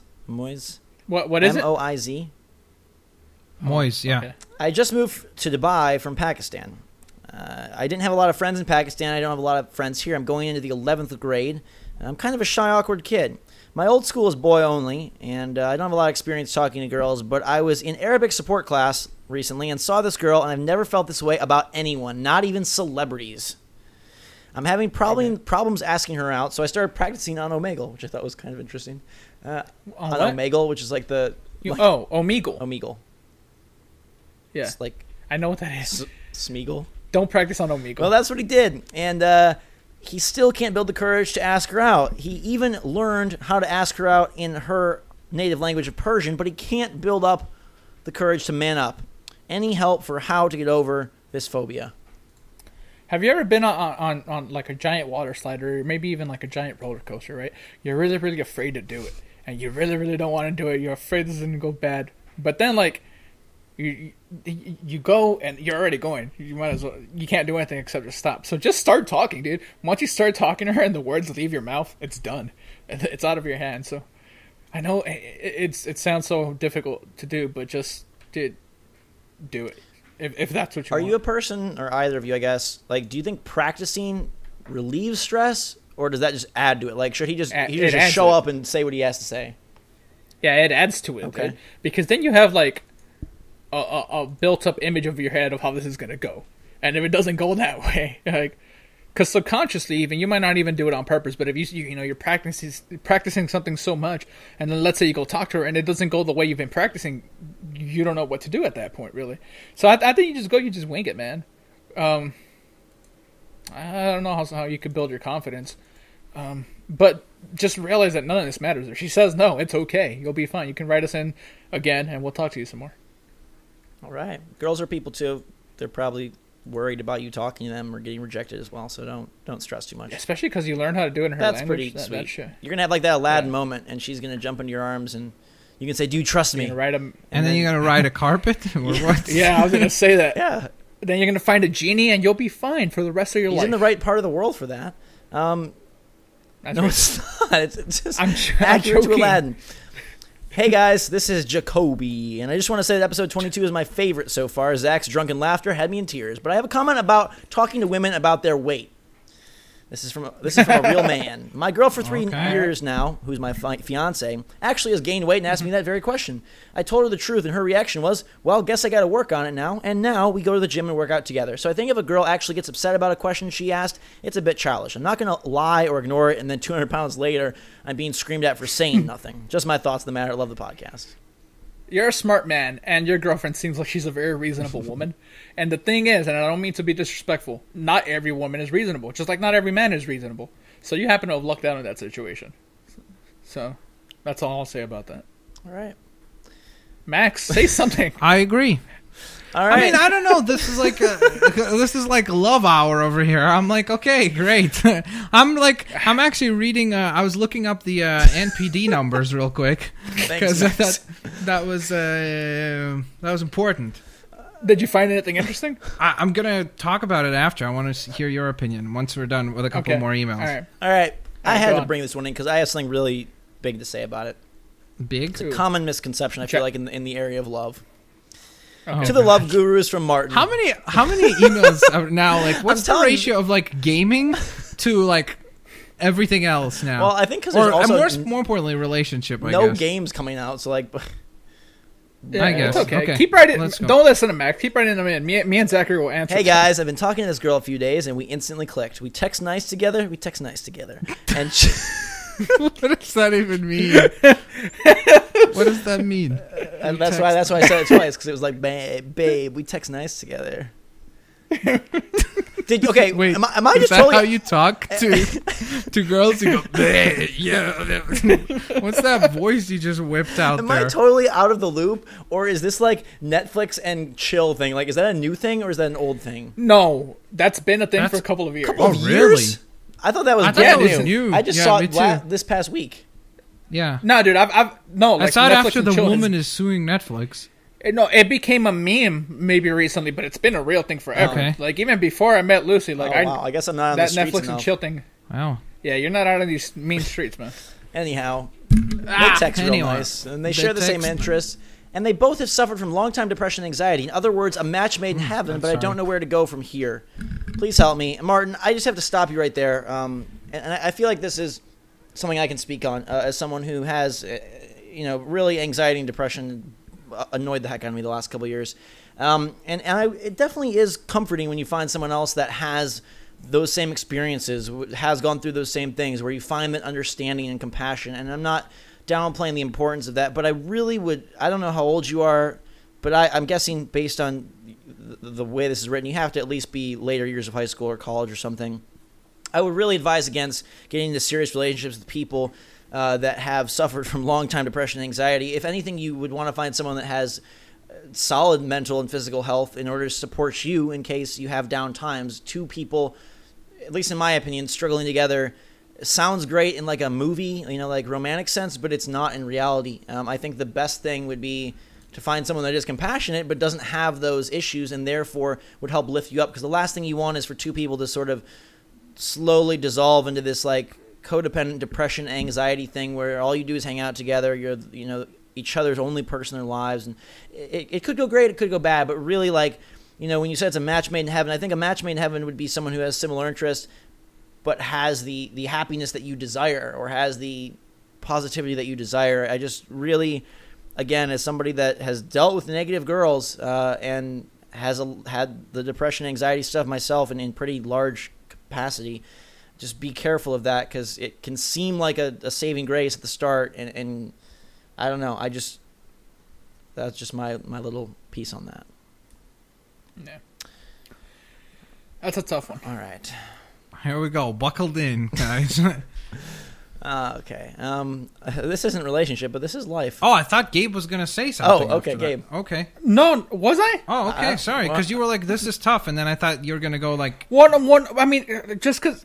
I don't want to like undermine anything Zachary says, because I value his opinion, and I think he handled that quite eloquently. Yeah. But like, I think we're all different, and just because maybe Zachary hasn't had the luck that with other people that have been going through similar things, like maybe this is the one time where like it helps both of them. You know what I mean? Like I don't, especially because you said they've been together 3 years? No, he just met this girl. Oh, then I'm confusing with the other one. He just met this girl. Obviously, you be cautious about it, but if you're having like a good time and it's helping you, like I don't see why you should like pump the brakes just because you both suffer from depression. What if this helps? Yeah, I mean, but you know what I mean. Sometimes cocaine helps with depression. Wow, that's I don't know. I don't No, know. I'm saying, cocaine just because something helps doesn't mean it's necessarily the best thing for you. That's the only thing I'm saying. I'm not giving him any like mandate. That's I'm fair. just saying keep it in the back of your head. That is fair. Don't go do cocaine. Don't do that. But don't. Hey, my name is David. I'm from Arkansas. Arkansas. Wow. God. I'm now going into the 9th grade. I've got 2 questions. The first question is, I don't really want to grow up. You have to a little bit because that's not a question. Intentional? Or did you just really continue reading and your voice? I think that was his reaction. Your to what voice he's just went like through like puberty 3 different times. Oh boy! What was that? That freaked me out. Zach, it's part 2 of last week. Yeah, I know. Don't egg me on. It seemed don't egg you on. I'm gonna throw an egg on you. I had seemed to have been growing out of video games. I know it wasn't a lifetime ago, but it seems like yesterday I was starting school crying to stay home, or having my first real crush in 3rd grade, or my dad leaving and missing all my birthdays, my first day of middle school. I remember when my mom was just turning 30. Now she's already 40, but it doesn't seem like a second has passed. I guess that's why you always are living in the past, thinking but not realizing what is happening in front of your eyes. Time has flown so fast, but one thing has stayed the same since before I even started school, and that is video games. And you've truly saved me, video games, and convinced me to keep playing games. Sorry, I got so weird there. That was a pretty in-depth message. How old is he again? 13, and he's already feeling like life is moving too fast. Dude, I promise you'll be okay. At least he's realizing it, so I guess that's good. There's no more water in there, enjoy Zachary. every day. I think you solved your own issue. Recognition is the first path to... What was it? What, recognition? He said recognition. Just so you understand, the first step of whatever Zach was going to say is recognition. Yeah, recognition. You reckon. Yeah. Basically, you're solving your own issue. Just enjoy the moment. Time does pass faster. It's scientific fact because you're learning less and you have more experience, and therefore things seem less new and fresh and seem more routine and rote, and therefore your brain processes it at a less attentive pace, and therefore that's interesting. You do actually experience time at a faster rate, even though it's not. But just keep your eyes in front of you, like you said. Look at what's happening. Enjoy your mom at 40, so she's not 50, and you're like, crap, I didn't even spend quality time with her. And, you know. Yeah. Wait, what happens at 50? Like, why are you saying it gets real bad, let me tell you. Wow. No, but, dude, you have so much to look forward to. Like, I get it. You don't want to grow up, but you're going to be old enough to do all kinds of stuff that you're not able to do right now. Like, you know, driving, drinking, if that's what you want to do. You'll get girlfriends. You don't have to worry about having a crush on someone because you can just go out with them and you get to be a grown-up. Being grown-up isn't all that bad. Yes, the responsibility sucks and we wish we could be kids forever, but that's not a reality of life. So just cope with the fact that You're gonna grow up, and you have a lot to look forward to. You can be a big kid at heart like me. Yeah, just don't punch like Zachary does. Hey, Omar writes in. Let's do one more email, and then we talk NPDs. Okay. Hello there, Ghost, Gabe, and Montague. This week I would like to ask you all a question. Recently I went to a water park, and when the ride was over, my shorts fell off and I was naked.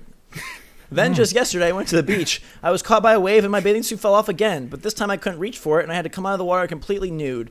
My question to you guys is, what would you do in my situation? Also, do you think I could be Buy cursed? new shorts.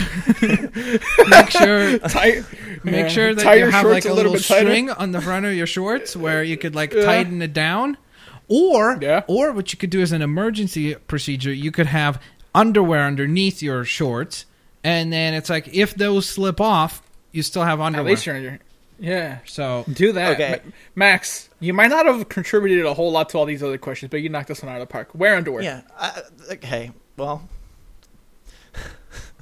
what? What would you do in that? Okay, you'd wear underwear. I think that's a good idea. Yeah, wear something underneath. I was just going to ask the thug question of the week. I was going to pause for the thug moment of the week. Oh, okay. So Okay. I was Do you have shopping sunglasses next to you? I was Wait. I was shopping at good old ASOS. It's where Zoella gets a lot of ASOS? clothes. ASOS. It's a UK company. ASOS. This is high fashion, boys. Okay. Is this when you were at Gamescom or No, this is just on the grand interweb. So you like imported or yeah. something? Oh, it's that one that's like sort of like H&M, right? Yeah, but they bring together a whole bunch of brands. Yeah. Okay, so Yeah, I So I got these pants, okay? yeah. And you know how like when you sag, sometimes people like wear No. shorts underneath so that it's like double layered? I don't sag. Yes. Okay, well, Gabe, these sweats are like already double layered, so you're not like actually sagging, but it gives off that effect so you're like cool and like comfy. I just want to know how many people you think are going to think I'm like some douchey guy actually sagging versus like just stylish. Nah, you're All right, stylish. I'm gonna give Thanks, it to you. Gabe. They're just mad. They're just mad because The you're thug styling moment of the them, week? Zachary. Brought to you now we need thug moment of the week. by Meek Wow. Millie. No, you said thug question of the week. Now we need one of those All every right, week. good. Somebody send Yep, one in. okay. Yeah. Yeah, a lot of our segments for some reason are one-time hitters. Let's put it that way. All right. Now for the NPD segment of the week. Now for the NPD segment of the week. Month. Oh, by the way, it's a monthly Month. basis, so yeah. Yeah. So the top 10 games for July are as follows. Number 1, Lego Jurassic World. Surprised? Yes. No. Real? Okay, Zach is surprised. Why? You thought Batman would be there? Yes. The movie that was crazy successful. All those kids wanted to play Jurassic Probably. Park. Why not? Yeah, good point. Number 2, though, Batman Arkham Knight. Way less consoles now. Keep that in mind. True. Like, only PS4, Xbox, and it doesn't include PC, I'm sure, because PC got refunded. Yeah. Also remember, Jurassic World was on 360 and PlayStation 3. And Nintendo Wii U and PS Vita and 3DS. Yeah, definitely makes sense. Minecraft, number 3. Still holding strong. Unbelievable. It will always hold strong. It is insane. The Windows 10, like, who the doesn't Windows play 10 version Minecraft? came out. I feel like everybody's got a copy of Minecraft. But then again, to be quite fair, I have a PC copy, a Vita copy, a PlayStation 3, and a PlayStation 4 copy. So I guess I'm part of the problem. I've never played Minecraft in my Or life. not problem, but like part of the... Let's fix that at PAX. Live Gabe plays Minecraft session? Have you ever played? Yeah. It's not a very good you game. guys can teach me. Sure. What did you just say? It's not a very good Nothing. game? Move on. What's next on the list? 4? Okay. Number 4, Grand Theft Auto 5. Oh, my God. I'm surprised by that one. Because I know that it's always up there, but still, kind of surprising. All right, let's move on. Number 5 is a lot more of a surprise because it's Rory McIlroy's PGA Tour. They really wanted to see that Levolution, huh? That's so weird. Like, I don't know. Do you know anybody who buys golf games? I have it. Nope. You bought it? No. Yeah, but that's what I mean. has it. Like, people bought the NPDs. Maybe are it's because for- there's finally a white guy on the cover. That's right. Okay, moving on to the next game, The Elder Scrolls Online, Tamriel Unlimited. It's doing well. People seem to like it on console. Very much so, clearly. Number 6. And number 7, yet another game that Ghost absolutely cannot stand, and that is Destiny. That thing always sells. Still well, holding so- strong. No, doesn't- Now, this is, I think, this quite possibly might be the biggest surprise, honestly, except maybe the PGA Tour game. But number 8, Mortal Kombat X. Nice. That's doing super That's well. interesting. And that it never came to PS3 and 360. Well, not yet. Yeah, it was supposed to come. Like, it got pushed back. Like, with I don't know what. Maybe it's coming out in the fall or something. Maybe it'll come out like when Tomb Raider comes out. Same day as Fallout. Number 9, FIFA 15, and number 10 is COD. So those are, of course, always there. Yeah. Those are placeholders. But it's interesting that Mortal Kombat outsold both of those games. That's good. That's kind of surprising. But some interesting little surprises there. I think that Sony also said how many did they sell consoles? Did they say? Is it 25 million or something? Oh, sorry, 35 million, something like that. I don't remember what the number was, but they announced it as well. And in general, everybody's numbers are up. So I guess no gloom and doom for the console industry quite yet. Well, no, I don't think there's ever gloom and doom. Well, you know, it's always predicted. Like every few years, there's that thing of like, oh, that's it. The consoles are never going to do well, and then they come back and do very well. But yeah, some interesting little surprises in there. And again, shows you, of course, that July is a much slower month. So I think that's why we see so many games that are kind of like those, you know, the games that you put in your library every year, kind of like those cornerstone games, like the COD, FIFA, Destiny, so on and so forth. The games that you would be Minecraft, etc. So yeah, pretty cool. That's the NPDs. Zachary, do we have an email of the week? We don't yet, but I'm going to give a couple game emails just to keep it relevant before we head to Hype City. This one's from Topaz. Topaz? The panties? No, what? like the stone. Pantyhose. No, they used to put they used to put pantyhose in a topaz thing. Okay. I learned this in Mad Men, so very accurate. Good. Guys, I've been contemplating this lately. Okay. About Rise of the Tomb Raider.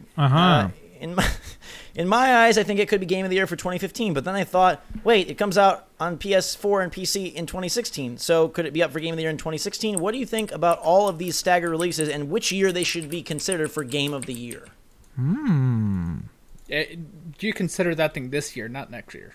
Yeah, I think initial release. Okay. Because as long as it's the same game. Like, if it comes out and it's a different, like, you know, way different experience on the PC and PlayStation, then obviously you'd have to evaluate it. But as long as it's the exact same title, you have to evaluate it on its initial release, right?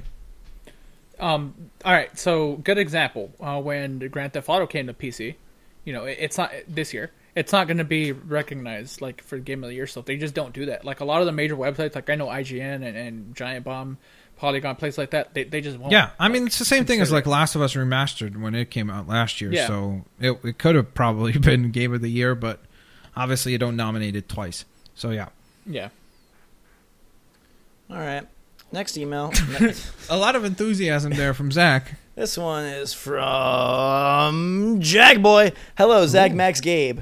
My name is Jack, and I'm 17. Yesterday, I read out a tweet from a YouTuber I feel I share very similar opinions on to a friend, and said how what he said is mostly true. I had this deja vu moment where I've already read this, but I haven't. It's okay.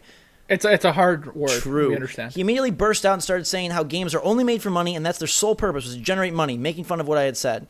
Whenever I tried to explain my point, he just disregarded it and now assumes my opinions are only that of YouTubers. The point was, and I quote, between Fallout 4 and Just Cause 3, it'll be nice to play AAA games that are designed for quality, not cash cows for once, which I believe is true. Because when you look at an annualized game like Assassin's Creed, or from what I've seen at least, some of these other franchises, there isn't that much innovation. Just a new setting, a new character, maybe some improved graphics. Seems like the bare basics to allow them to release a new game every year. Then you look at something like Fallout 4 or Just Cause 3, they seem to have overhauled everything from graphics to the gun handling environments, blah, blah, blah, blah, blah. I know you've gone over this a little bit before, but just wanted to know what you guys think about, where does it get to the summation of this?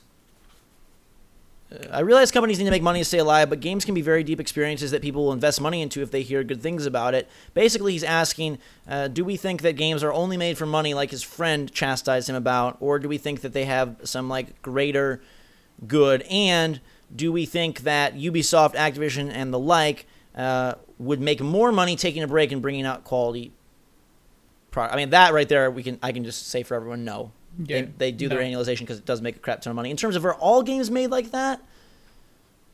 It's a little bit of both, honestly, because the gaming industry is an industry. These publishers are here to make money. So yes, games are made to make money.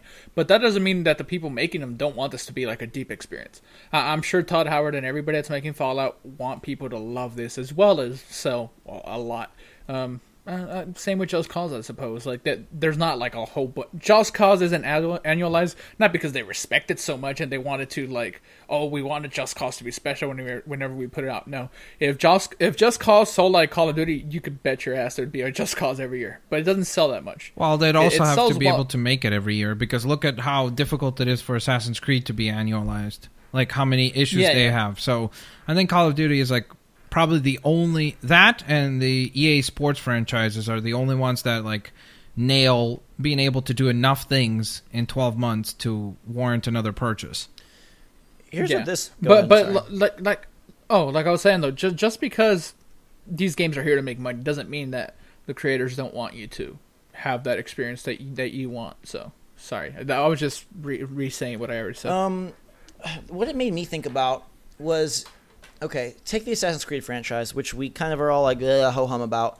If that franchise was stretched over the course, with its 7 mainline games or whatever it is, over the course of, say, 21 years instead of 7, would we view those games in a much greater light? Not because they were any different of a game, but because there was space between. Because when he talks about, like, oh, Just Cause 3 and Fallout 4 have totally, everything is improved, everything is different. It's not really. And I was thinking about even my favorite game franchise, BioShock. Infinite really isn't like a huge, like, oh my god, the next coming from BioShock 2.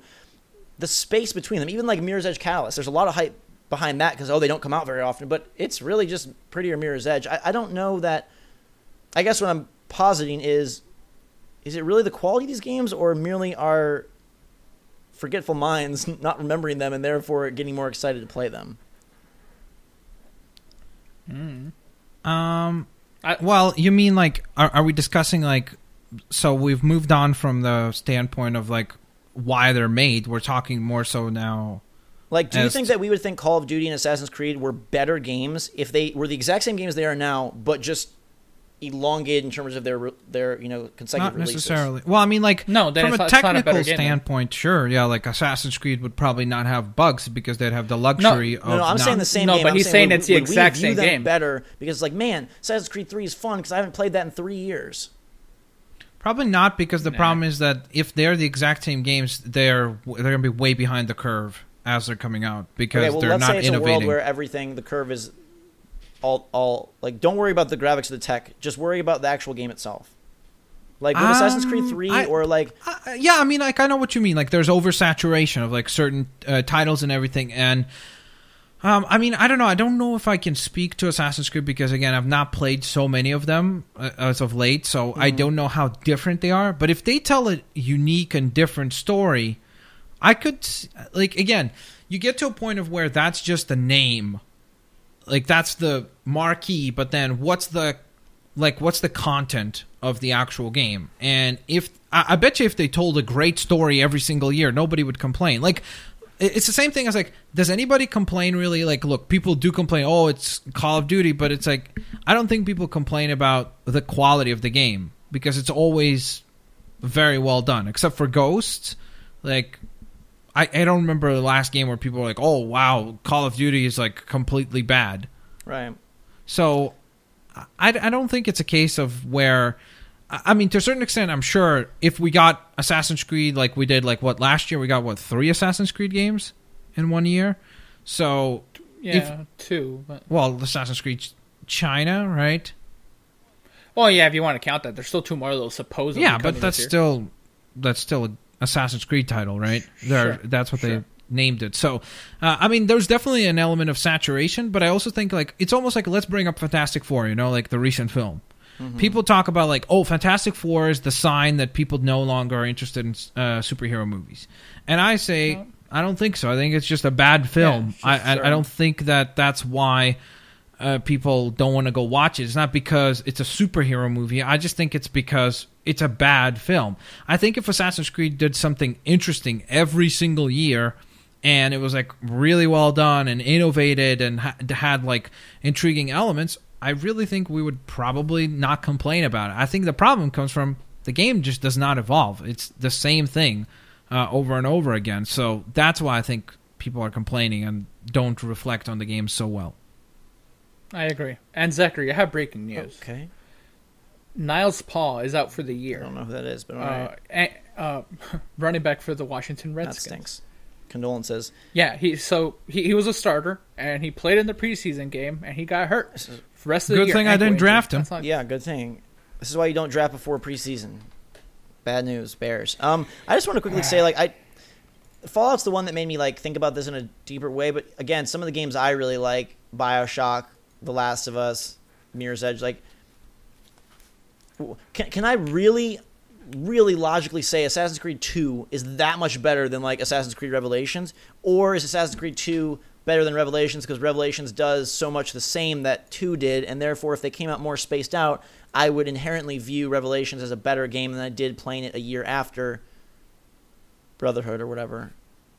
Like, I don't know. It's too like deep if for me. Fallout 4 came out a year after Fallout 3, it would not have anywhere near the reception that it does now. Even if the game itself, like, I don't really believe many sequels are totally overhauled. Like, I can't think of any game in recent memory that has like a totally overhauled sequel. They're all kind of more of the same, just spaced. Yeah, but I think that it's an element of like, if you overhaul something completely, then it's a different product. Like, why are you? Then it's just Right, so then associated it's by name. It's So I proximity don't that's think. creating the oversaturation is what's creating the negative view, at least in some capacity. Yeah, I mean, look, like I said, it's certainly going to be attributable to a certain extent. Like, getting 10 Assassin's Creed in a span of 5 years is definitely more impactful than if it was, like, 3 Assassin's Creed in 5 years. But I think it's more so what it really comes down to at the end of the day, which I've not said it in a long time, so there you go, ding. You're back. I think it's really just the fact that, like, what is the game? Is it a good game or is it a Yeah. bad game? Okay. If the quality of the game is good, I really don't see, like, what we talked about it. If Ubisoft hired 2 or 3 studios and they did it in rotation where they had 3 years of development, technically, just like COD does, I'm sure those games would be a higher quality product, and as a result of that, I don't see people complaining as much. Plus, the games still sell well. It might be going down, but they're still selling incredibly well. I just think if you were an alien and you came to this planet and didn't know which release first or what scores they got, you might think Revelations is the better game than 2 because it has what 2 has plus some added elements.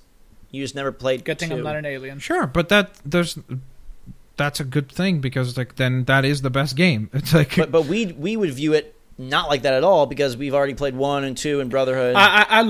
Here's what I'll say. I think if you've never played Assassin's Creed 2 or Revelations and you play them both, I think you will enjoy 2 more. Okay, well, that's good. Email of the week.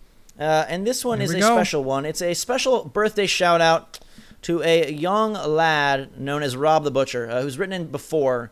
And his birthday is this Saturday, so tomorrow.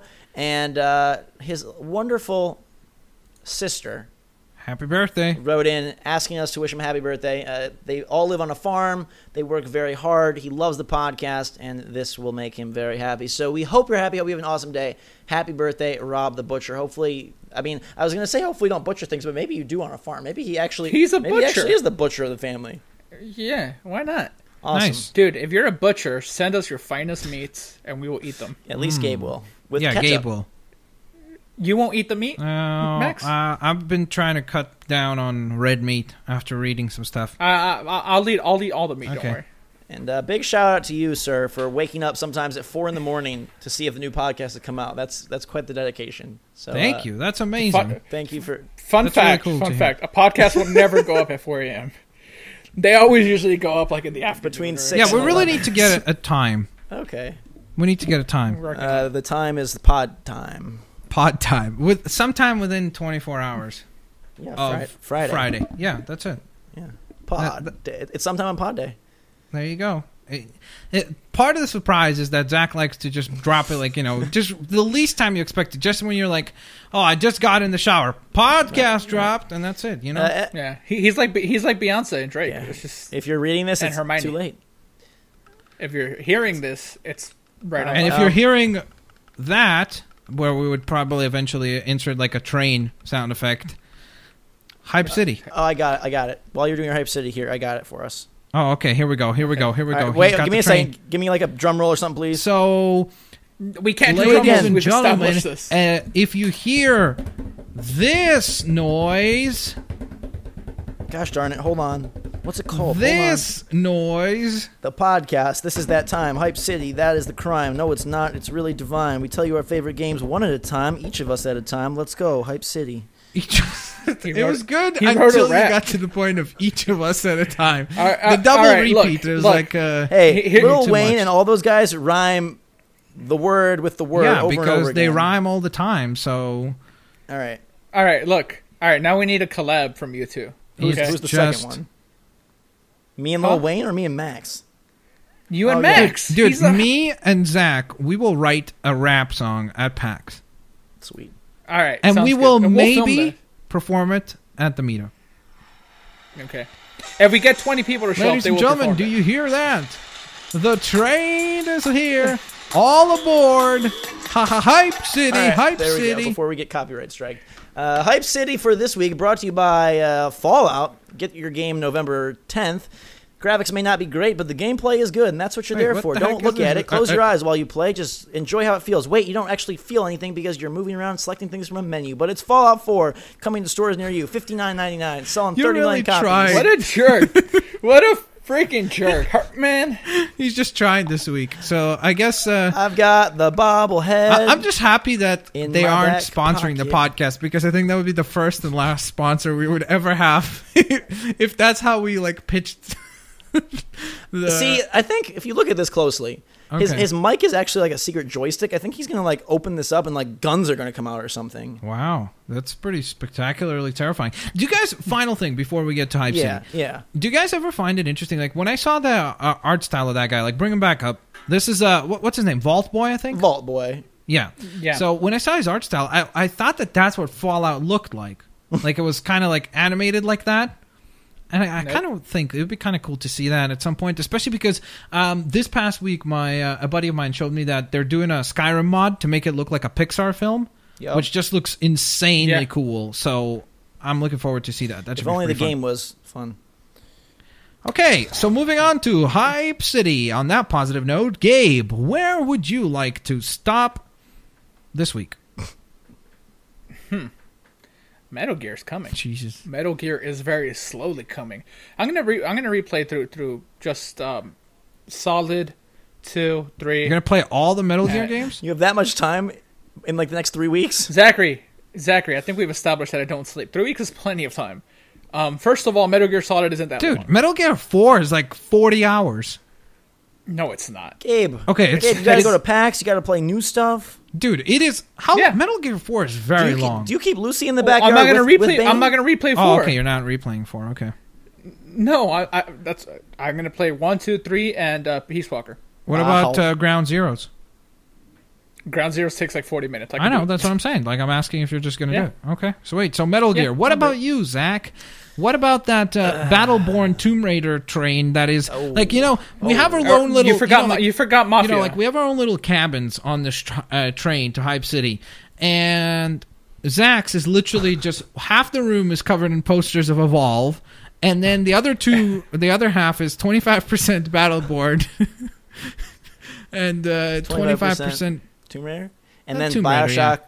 Carpet. Bioshock is on the top, like the Oh, on top, the the ceiling. ceiling, you know? Yeah, it's like the god above, and then there's just Funko Pops strewn about. You can't even like walk without Yeah. running into them. Yeah, like you have like a bed that is made out of glued together Funko Pops. All right. So what's my cabin? Yours is like Ketchup, a bath of ketchup. You're bathing in it. You're wading in it. No, you Your can't body, have all these It's things coming that in you your pores. It's all over your skin. You can feel it smooth. It's all red and gushy. It's covering you up in a cold sweat that you I only like felt. ketchup, but I'm disgusted. This is fucking gross. All right, no, but if he has stuff that he loves, I want stuff that I love. What do I loofahs? use? You'd probably get like loofahs, and you'd probably get like a Zelda poster at the top, Ooh. like a Zelda Yeah. poster, and then the rest of it is like every video game released ever.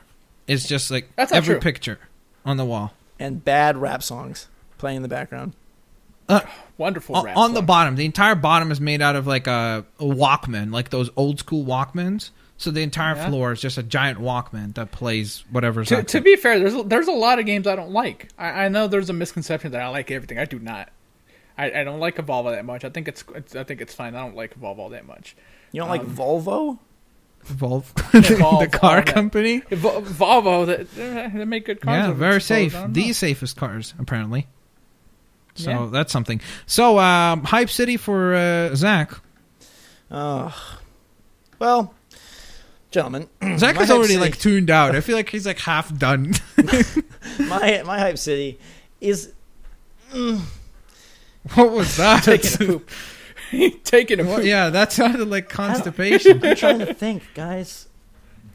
Do you got one, Max? I would probably say my Hype City is PAX Prime. That's a good one. As we're getting closer and closer, this could be the first time that it's all three of us meeting up. The potential of a meetup is really cool. I'm looking forward to like meeting people. That'll be really fun. Oh god, that sounded really weird. But and then on top of that, we get to play a whole bunch of games. I didn't go to E3, so I didn't get my hands on a whole bunch of the titles that I will be playing at PAX, hopefully. So that's what I'm excited for. And it's not that far away already. At this point, we're just weeks. 2 weeks, right? Something like that. Yeah. So, yay. I want to go mini golfing with you guys. Ooh, Let's go okay. mini golfing. I'm a mini golf champion. Let's all have one activity that we choose. I'll pick dancing. He'll pick mini golfing. We are not going dancing. How many times? Okay, Max, you pick mini golfing. I'll pick body love. Wait, why can't I pick dancing? Because dancing involves me dancing. I don't understand. You're saying this like it's a bad thing. It is. I'm not trust dancing. me, when you see it, you're going to say, this is not a wonderful thing at all. My Hype City is going to be Until Dawn. That game comes out very soon. Oh, wow. August 25th. It's releasing really soon. We're going to be at PAX. Or close to it supposedly has like 500 outcomes. I want to see how crazy it is. I What? want to see what kind of... 500 outcomes? 500 choices, maybe? Okay, I hope so, because I don't want to see 500 outcomes. Well... There is all I know is this outcomes. game could be really cool. I want to put these teens it's through a lot that of horror torture. game, right? Yeah, with teens and stuff, and I think it could be cool. I think it fits kind of my personality. And it's a PlayStation exclusive. Yeah, and that's the follow-up point is that I want to see if it's worth a crap for your PlayStation 4. Probably not. Probably not. I'm expecting it to be crappy, but have like a campy. But that's what it's supposed to be. If it's a campy horror film, it's got to feel like that. It's got to feel low budget. And it does, because we played it at... Oh, you guys had... For like 20 minutes. Yeah, we played it for like 20 minutes. Dislike, quick? Yay, nay? I liked it. Okay, I liked it. It's just very cheesy. Yeah, it's That's super perfect. cheesy. That's what it needs to be. All right, well then, yeah, Until Dawn. And also Mario Maker, which apparently we should be getting access to soon. I'm so excited about that. That's going to be so much fun. I want to do a Can't Stop Playing competition where we have people like send us levels to play like live that's a on great the podcast idea or something, or I don't know. Yeah, that is a great idea. We'll talk off camera about We will discuss all these plans, all these great plans. We will discuss in between episodes, but I think that you can wrap us up, Zach. All right, that guys was, and girls. 23. And a neat little bow. Put a bow on your Send hair. us under the Christmas tree. It's a little early for that, dude. Yeah, December's far away, man. Don't get me excited for me and Taylor's birthday. But you heard that guy. Time goes by too quickly. Time goes Next thing you know, it's going to Do be you think December. if starting now, slowly. August 14th, we all write Taylor Swift daily, everyone that listens, about meeting me for our birthday, you think she would do it? If everyone did every day? Do you think we could ever have her on the podcast? Yeah, that's what I'm, yeah. Just like 4 or 5 minutes. Like literally, she should just, all she'd have to do is just call in and like do 3 of these relationship questions. Dude, I wouldn't say it's out of the realm of possibility. Like, let's say we get a lot more. That's going to be possible, and we have thousands of people like tweet at her with like our hashtag saying like, "Hey, just give us 5 minutes." Yeah, and she's like an album cycle for whenever her next album's coming. Do we or want whatever. to Like, ever like put that as like our ultimate goal? Yeah. Like where if the podcast ever does that, we finish. Like that's it. The podcast's over. Taylor closes that out. will be the final episode She ends ever. it. Yeah. Okay. Deal. dude, we gotta have a guest. Like now, I want a guest of some kind, even if it's not Taylor. Like we've never really had a get guest. a bunch of guests. Let's get a guest. I have some ideas. I'll throw out after we're done here. Okay. All right, we'll get Majin Buu on the next podcast. We will get that secrets. Taylor, if you're out there, I know Wildest Dreams is about me, so I'll see She's you out soon. there. Until that time, though, guys and girls, thank you for listening. Keep sending in those RSVPs, those questions, all that stuff. It's a lovely time to be alive. And I'm going to end this podcast with a little quote. All right. So hold on. Just don't mess it up, eh? No pressure. All right. Here we go, guys. As So it you can goes like see, we this. are always prepared. Like, if there's one thing that you can definitely know about this podcast is that we never go off the cuff. Like, we are Yeah. organized. There's a It's reason why this scripted. podcast goes for 2 hours and 15 minutes. There's a reason. Quote goes something like this: ... This isn't the start of the whole thing. It's just where I'm picking it up. And Okay. today is my greatest gift, and tomorrow is my greatest hope. For I will not rest, I will not quit, I will not stop till I have achieved the existence that I know I am meant to live. Go forth and do great things. Until next week, guys and girls. Episode 24 waits, and we will see you all later. Bye.